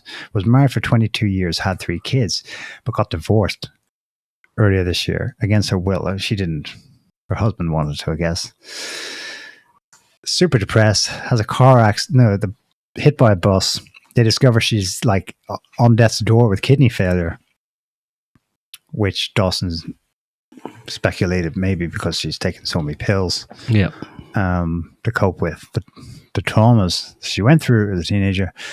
And so, yeah, it is suicide. But he's like the only one saying that. But he follows the case closely. Mm-hmm. Not only does he follow the case, like he's one of the only people to have actually, like, one of the reasons why he has the Epstein list that he has is because he actually like contacted the people that are in the court documents, like all the witnesses and things. He actually got in contact with them and interviewed them. Yeah, well said. That reminds me, one of his things was, can you all shut up? Yeah. Saying that they got her because the other women are contacting me right now, saying they're freaking out. Am I at risk as well? You know? Yeah. So, but this kind of thing is bread and butter for intel agencies and has been for a very long time. You can go back, 60, 70, 80, 90, 100, maybe thousands of years, who knows. But the whole getting, having inside or dirty information on the dirty deeds of certain influential people, whatever, has been it's a standard way of politicking. Like this is a headline from some Rolling Stone actually in 2022. Trump bragged he had intelligence on Macron's sex life. FBI sees the document with info on the French president during a Mar-a-Lago raid. Yeah, but that would be interesting. Do you think that could be like something in, maybe not, it's unlikely to come up, but that could be something in his mind when he's wondering how to handle Israel and Iran? What? Well, he knows things about the Epstein files. He knows who's who, or knows a way that it can be shown that it's an Israeli op. And so it's part of the whole package. He doesn't separate it from the Iran issue, the Middle Eastern oil and multipolarity. It's another egg in that same basket. You know what I mean?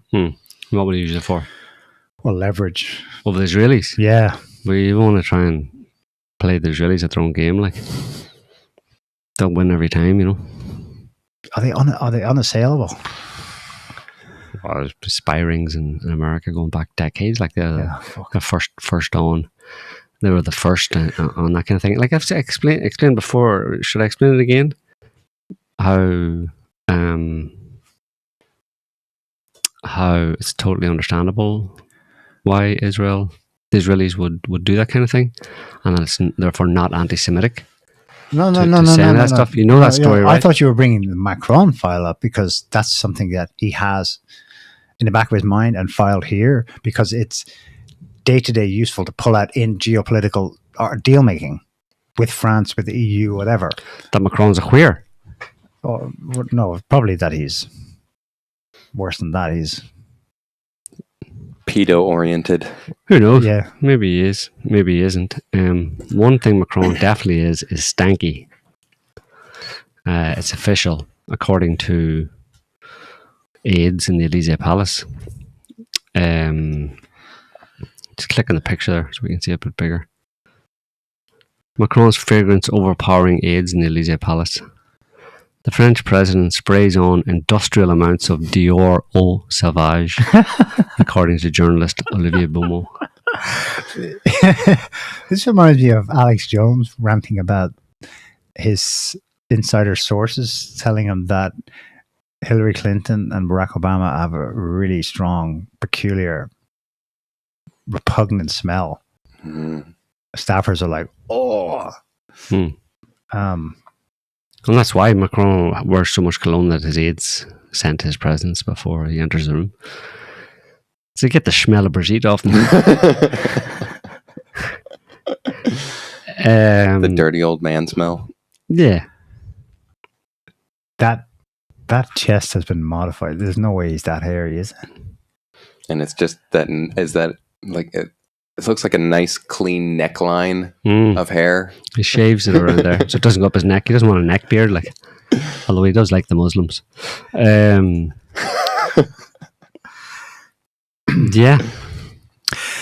The good news is the one Trump deal that is still on is the Ukraine deal. Still on. The Russians are still saying the right things, you know. Now it's still in Trumpian fashion. It still comes to you in scattered noises, schizophrenically. So one day he says something positive, and the next day he says, literally from his Truth Social post, "Stop, Vladimir. There's no need for this." Yeah. And then the next day, more sanctions against Russia. And then the next day, Witkoff is again at the Kremlin going, "This is good. It's so good to see you again, Vladimir." And the Russians is, "Oh, well, that was a first." This guy, Sergei Viktorovich, was interviewed on US media the first time in 10 years on CBS. And it went, fairly civilly. He spoke in English and all that. So again, that's another little sign that it's still solid, but then there's gripes. Actually, the very latest I saw today was that Trump is griping that he apparently said to Zelensky when they had their tete-a-tete in St. Peter's that he's open to the idea that Putin is just tapping him along. So, but you can't believe anything Trump says because of his order of the deal. It's strategic ambiguity, right? He says four things in one day, and they're all extremes. He literally presents his own ceasefire deal, which, when it got leaked by Zelensky or whoever it was that was talking about it, it more or less seemed to be... Yeah. It more or less seemed to just be what the Russians wanted, and they've been saying the whole time, where the Russians keep Crimea, the line for Ukraine, like the border stops at the current lines of engagement, that Ukraine doesn't go into NATO, and that there's no NATO peacekeepers. Because Russia has all the cards. Yeah. Russia won the war. This is another thing that it should be placid everywhere. It's a fact, and yet we're still running on the inertia of Pax Americana. Russia won the war. China just won the trade war in less than 4 weeks. Russia just won the Ukraine war, and the Houthis are really putting the US military to the test. The Houthis. Yeah, it's a new world, baby. It's totally like it's the Russians are. I think the Americans are trying to. Trump is trying to. In Ukraine, he's trying to get it done quickly. You know, it's all about let's stop this quickly. It's going to be in my first 24 hours. He said he would have an end of the war in 24 hours. Yeah. Obviously, he was only speaking kind of metaphorically or something like that. But he wants it done ASAP, and he's getting antsy and wants it done. But he kind of wants it done because, and the question is, why aren't they've made enough noises saying that Crimea is not going back to Russia. Or not going back to Ukraine.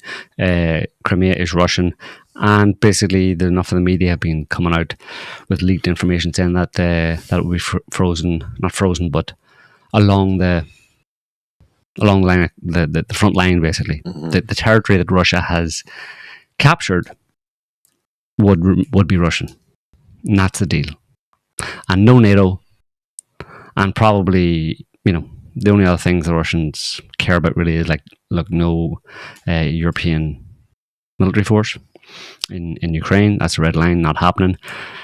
Trump would be happy enough for that as well because he just wants to walk away, and the Europeans on their own wouldn't be up to doing that. They talk a good game, but then they back down and say, "Well, probably we won't." We need an American backstop. Yeah, and that's not going to happen. So it's all pretty clear what the deal is, but I think the sticking point is that. And Trump's just trying to work out with the Europeans and with Zelensky, that little twerp. The Russians want those 4 territories, all of them, on their original boundaries. Mm-hmm. They don't actually control they control pretty much all of Luhansk, about probably 80% of Donetsk, and then a bit less of the other 2 regions out to the south, Kherson and Zaporizhia. So the idea is that the sticking point at the moment seems to be that the Ukrainian forces need to withdraw from the rest of those oblasts. Yes, exactly. Because they were historically Russian oblasts. They've incorporated them into Russia, so they need to go. They've legally said that these are ours. They're part of the Russian Federation as far as Russia's concerned. So they need to leave those, withdraw from those. And that's the last kind of sticking point. And Trump will be more than happy probably to do that. But Zelensky is emboldened by the Europeans, and particularly the Brits, is saying, no, we're not leaving. We're not giving those 4 territories to Russia. And we're taking Crimea. Yeah. And he was asked in some interview recently there, he said, what concessions would you be willing to make, actually, for peace? And he said, well, the very fact that we'd be willing, after a complete ceasefire, unconditional ceasefire right now, the very fact that we would be willing to sit down and talk to those terrorist Russians is a massive compromise in the first place. That's compromise enough that we'll actually talk to them. They're not getting any of our land. We want Crimea back, and they should be lucky that we'll even talk to them. So hubris. They have to give Crimea back. They have to give all the 4 regions back. The Russians have to rebuild all of Ukraine. Yes, and they have to dismantle the Kerch Bridge. And my compromise is talking to you after you've done all those things. Yes, yeah. And that brings me to this little shit. Oh, you just want to fucking throw him into a meat grinder. He says that he wants Zelensky, yeah. Yeah. Zelensky. We hope to be at least as robust as those provided to Israel. He's basically saying that he wants Israeli style, eternal aid. and unending assistance from the U.S. a la the same thing that the U.S. does to Israel. He thinks he can get that from the U.S. The Ukrainian mindset is mental, huh? Mm-hmm. They really do think that they're up there with the Jews. Of course, he is Jewish himself, but even besides the religious issue, they've had this thing that I think it's been conveyed to them how important Ukraine is, And maybe they have good objective reasons for it. I mean, Brzezinski wrote his grand chessboard, and who gets Ukraine rules the world, or has a great say in the heartland Eurasian map. You know, he probably he's hanging still his hat on that being so important. But it's not so important anymore. But it's not. The world has changed since Brzezinski was talking in the 70s. You know. But so what? That's all just hubris from Zelensky, and he's going to be left kind of high and dry, I think. But the main sticking point is the Brits, and I mean, because the war, they would be forced to retreat from the rest of those 4 oblasts, those 3 oblasts, really, 2 or 3. The Ukrainians would, if they stopped getting funding and weapons shipped, primarily at this point from. I mean, the Americans are still sending some weapons to them. Trump's playing a different game there, you know, and Trump's basically like, look, as long as you're continuing to send any kind of weapons or provide any kind of material or like physical or other assistance to the Ukrainians in fighting and continuing to fight and stay in those regions, well then, we're still at war. If you want to end this war, you go away, you leave, you stop funding, stop arming, and go away. And you get your European friends, particularly the Brits, to do the same. And this will be over very quickly, and you'll get what you want. And we get those 4 regions, and Ukraine then we work at it afterwards. And that's the sticking point where Trump is like dithering on whether or not like to do that. You know what I mean? And he's under pressure from other people to do that, and he doesn't necessarily have control over the weapons that will be supplied and assistance that will be given to Ukraine by the US, because we should remember that there's also a parallel structure. Well, there's a deep state type structure going on. The CIA, the secret team have their own fucking black budgets and all that kind of stuff, and they can keep that kind of stuff going to some extent, you know. And while this is hanging on that issue, someone, in quotes, is still assassinating Russian generals in broad daylight in Moscow with car bombs. Russian generals who was actually photographed at some of the high-level meetings as an aide to Putin. Before the war started. That's one way to convince the Russians, you'll be lucky if we even sit down with you terrorists. Boom, we just killed one of your guys in a terrorist attack. What are you going to do now? I mean, that kind of, no wonder the Russians are implacable about it all, you know. You get a sense of how confident they are in their surprising revelation that North Korean troops are have been on the front line. I thought that was Ukrainian propaganda. Not in front line, only in Kursk. Well, on the front line in Kursk, though. They're only fighting in Kursk. Okay, on Russian territory. They weren't in Ukraine. Okay. The Ukrainians, but fighting and dying. Yeah, the Ukrainians denied that. But like the Russians, the Russians denied it at the time. Like, that's just Russian, Ukrainian propaganda, blah blah. You can't even find one North Korean, blah blah blah. But obviously they were, you know. But that's fog of war, right? Yeah. And just before this admission, Kyiv claimed that the latest barrage of missile strikes in Kiev last week were North Korean ballistic missiles. You wonder, because they were obviously trying to leverage that as another anti-Russian talking point, because it showed how weak they were. They needed backward peasant commie North Korea or something like that, or to show how evil they were, because Russia's and the axis of evil, something. So they saw it as a gain for them, but then Russia just undercuts it all and said, yeah, they're fighting with us. Yeah. And we're going to win. I did think I saw there was a video from yesterday, I think, of the guys at Truman, and I thought they had an interesting analysis talking about why the Europeans continue, despite all obvious reason, that they are so implacable on the Ukraine issue. And their point was that it's existential for the EU. And the Brits, aka Starmer and the others, want to undo Brexit. And in order to undo Brexit, they need to keep Ukraine going long enough to keep the EU together in order to be able to do it. Yeah, something like that. Undo to rejoin the EU? Yeah. But they can just rejoin the EU. Yeah. Why is it dependent on Ukraine? Well, because the EU has to be together long enough for them to do it. Oh, so they want to kind of keep the EU together, basically. Yeah. Is what you're saying. Yeah.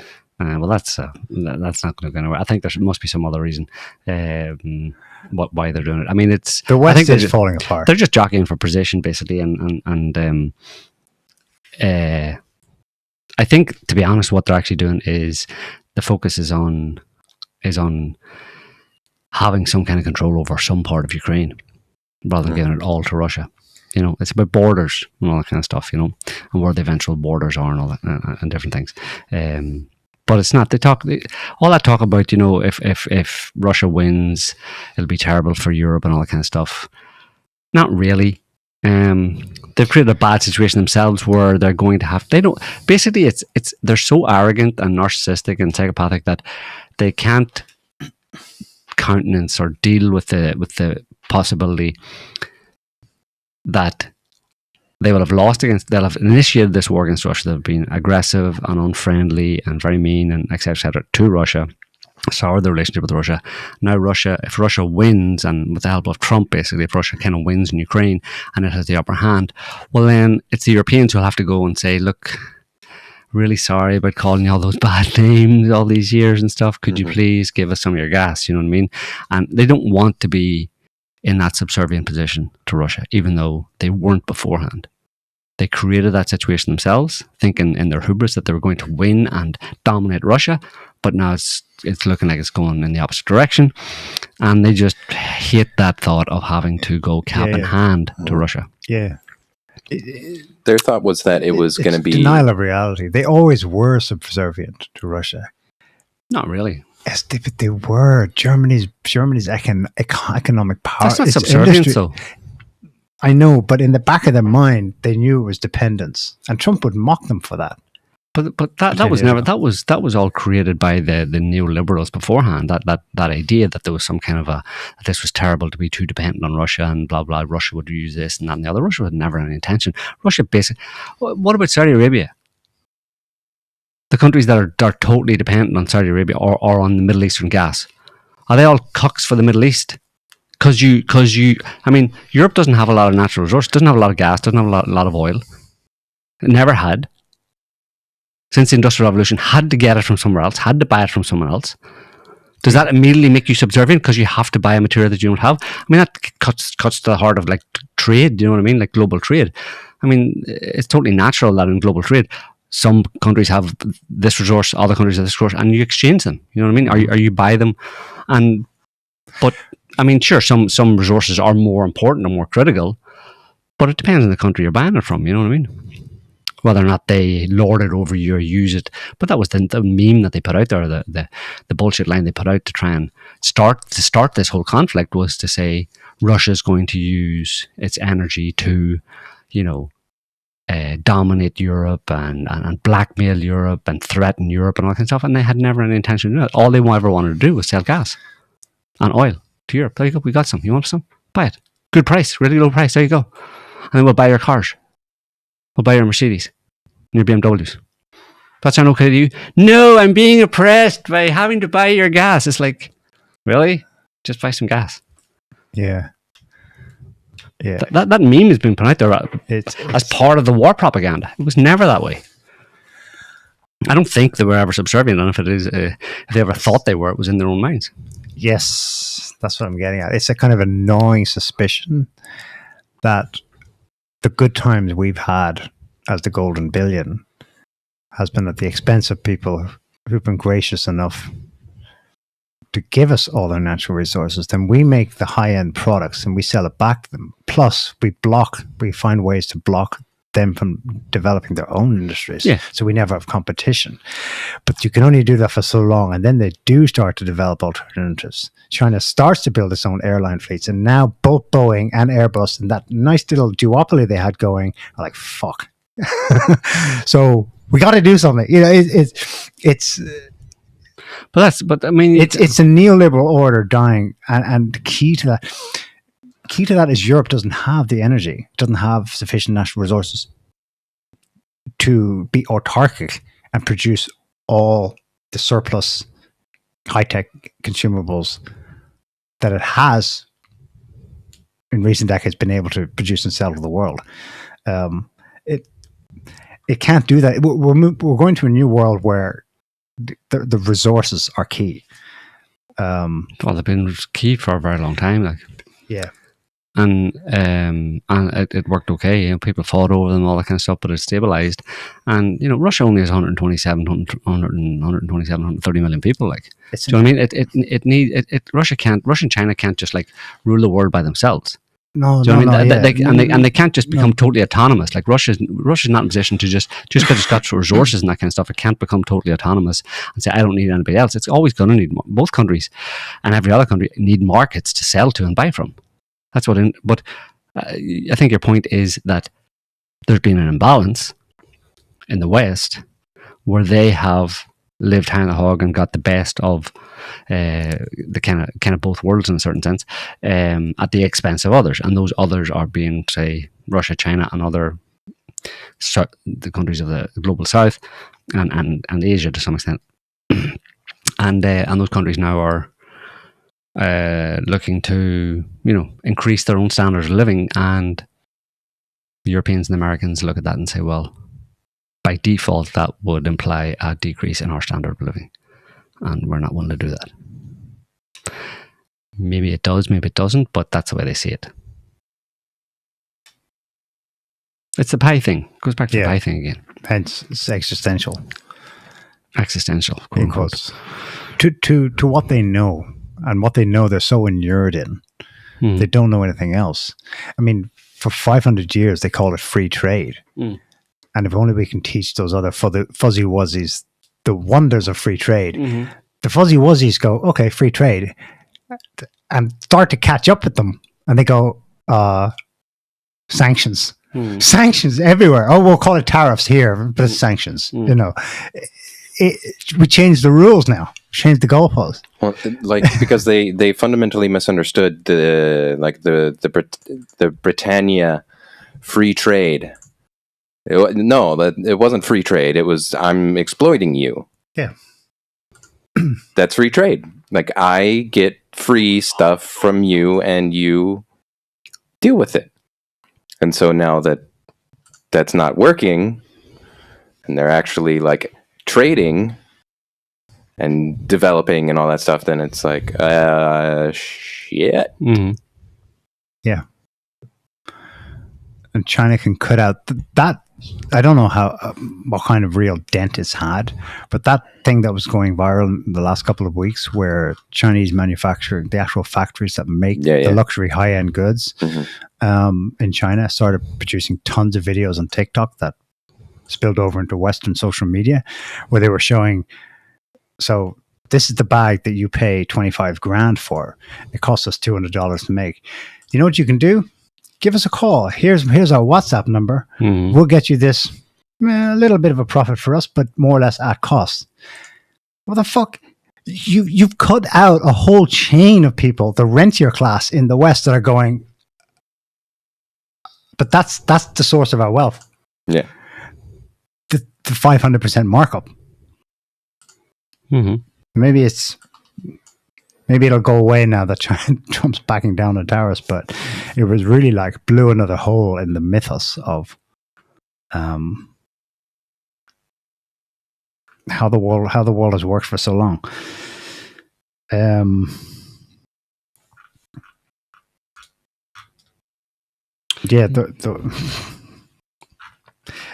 Canada has an election tomorrow, and Mark Carney is he's a creature of that order.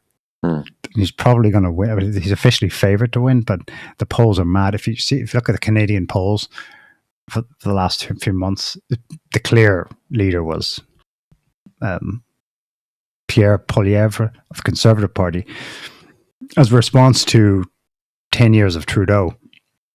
But in the last 2 weeks, Carney's just jumps up. I love when they do that, just before the election. Oh, look at that. Isn't it amazing? Wow. So he's now favored to win. And he just epitomizes. He was literally the Bank of England governor. And now he's in line to be the Canadian Prime Minister. Is it one country or the other? He went to school in one country, was a Rhodes Scholar in the other. He's neoliberal. He's a neoliberal creature. And he's rallying people on waving the Canadian flag against Trump. So you pick up nationalism when it suits. Mm-hmm. You know? Yeah. What about them Jews? Tell us something about the Jews, Adam, before you go. Here, I'll give you something to spark your spark a few ideas for you. Yeah. This one. Israeli official accuses UK minister of blood libel over Gaza aid worker killings.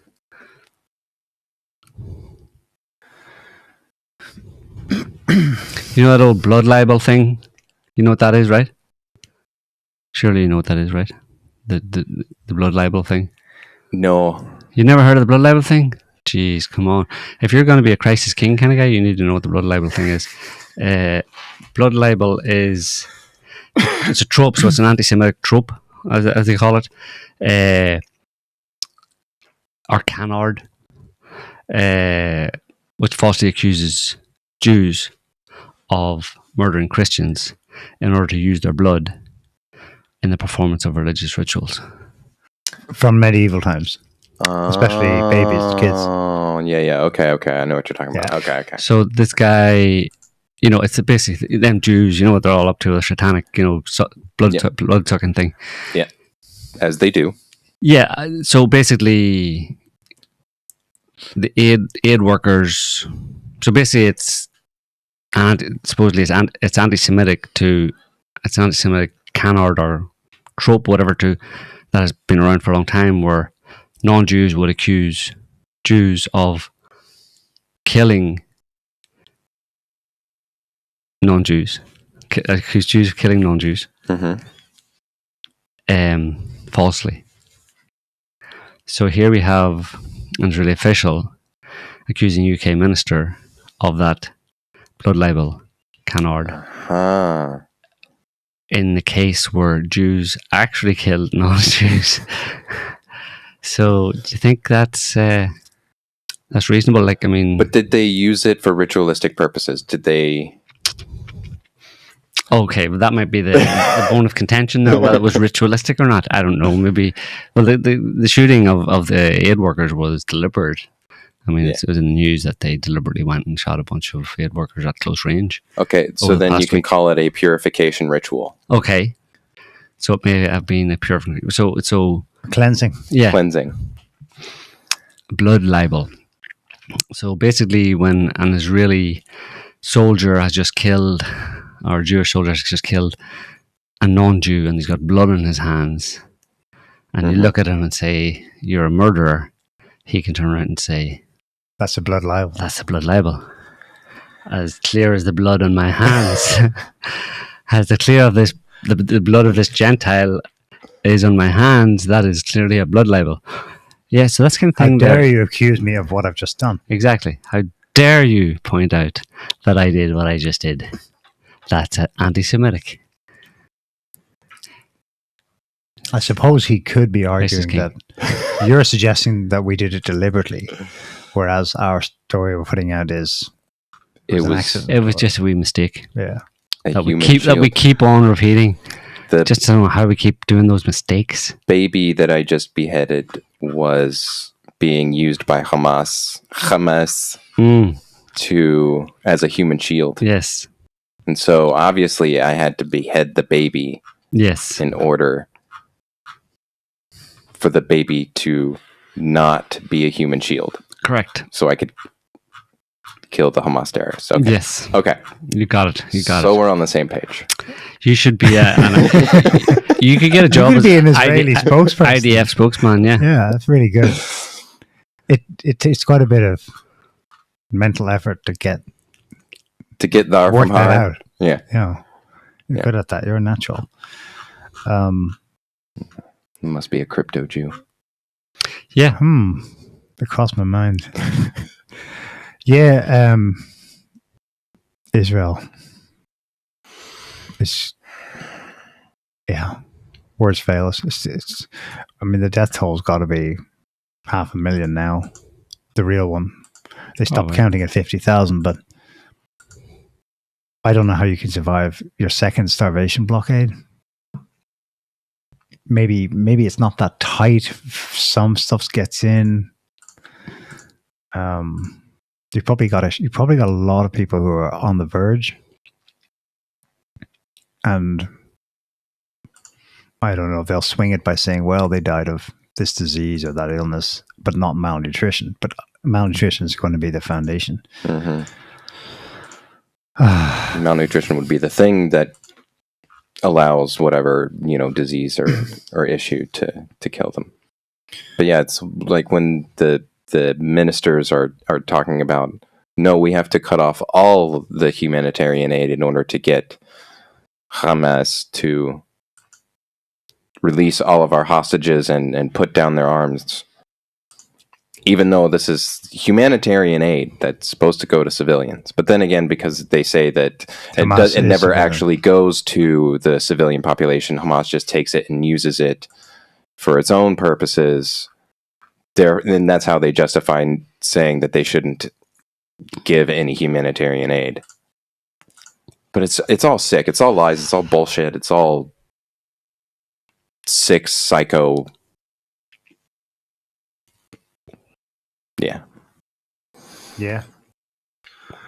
Yeah, it is.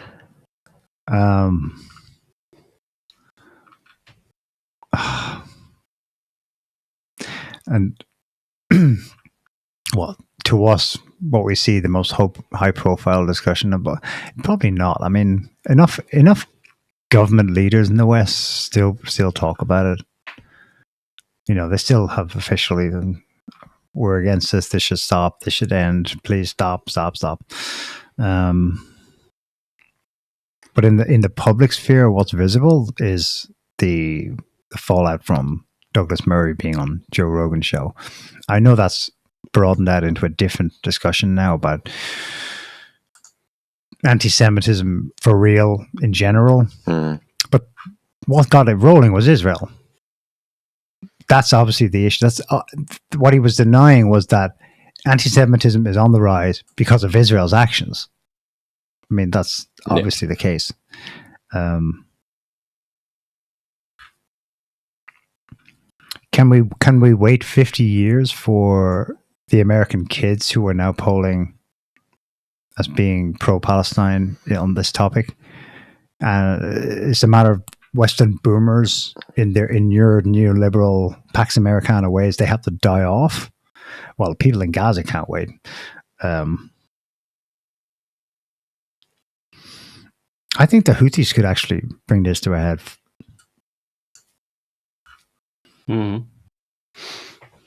Maybe someone will bring it to a head. Let's wait and see. If it's not Iran, if Iran's too cautious about it, the Houthis might at least prompt the overreaction, and then several steps later it comes to a head. But we caution against willing or hoping for expecting justice in this world. Here's a sad story. Jair Bolsonaro, the former president of Brazil, is probably on death's door. He underwent major intestinal surgery a couple of days ago, which is an indirect result of his being stabbed when he first ran in 2017 or so, 2016. While in hospital, stitched up, he published a photo himself, stitched from here to here. They opened them right up. State prosecutors came to his hospital bed to tell him he has 5 days to prepare a defense against charges of treason for, quote, conspiring to overthrow the government in the aftermath of the 22 election, which was stolen from him, in all likelihood.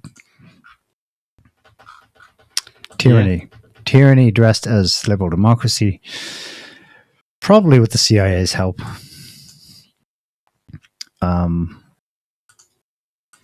So yeah,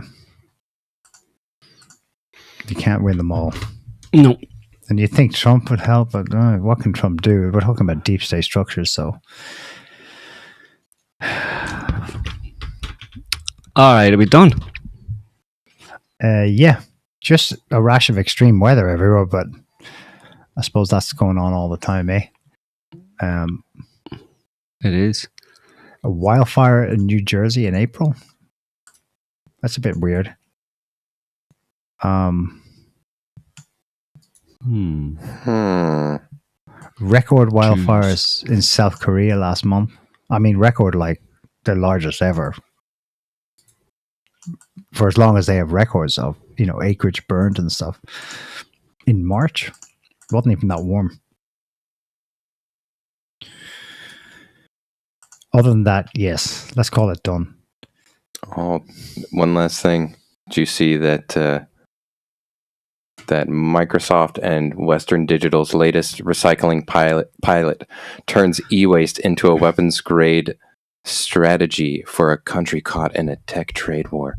Basically, it looks like the Americans are getting their chips from washing machines now. Oh my God. That would be the sweetest irony. Yeah. Well, I mean, this is what they're saying. They're going through e-waste to try and get the rare earth metals recovered from like hard drives and e-waste. So like it basically is the same thing that they accuse the Russians of doing. Right. Like that's what they're actually doing. Wow. So irony. Well, yeah. Do you know I superglued my thumb and my forefinger together last night? Were you okay? It'll be okay for a while. Yeah. Did you get that? He got it straight away. Well, as soon as he did this, I was like, white power. It'll be white power for a while. Yeah, okay. So we'll leave it there for this week, folks. Thanks for watching this and hope you enjoyed the show. We'll be back next week with another one on whatever bullshit's been going on between now and then, which will probably be a large dinghy load. So until then, have a good week. Thanks for watching. Bye guys. Can't stop the signal now.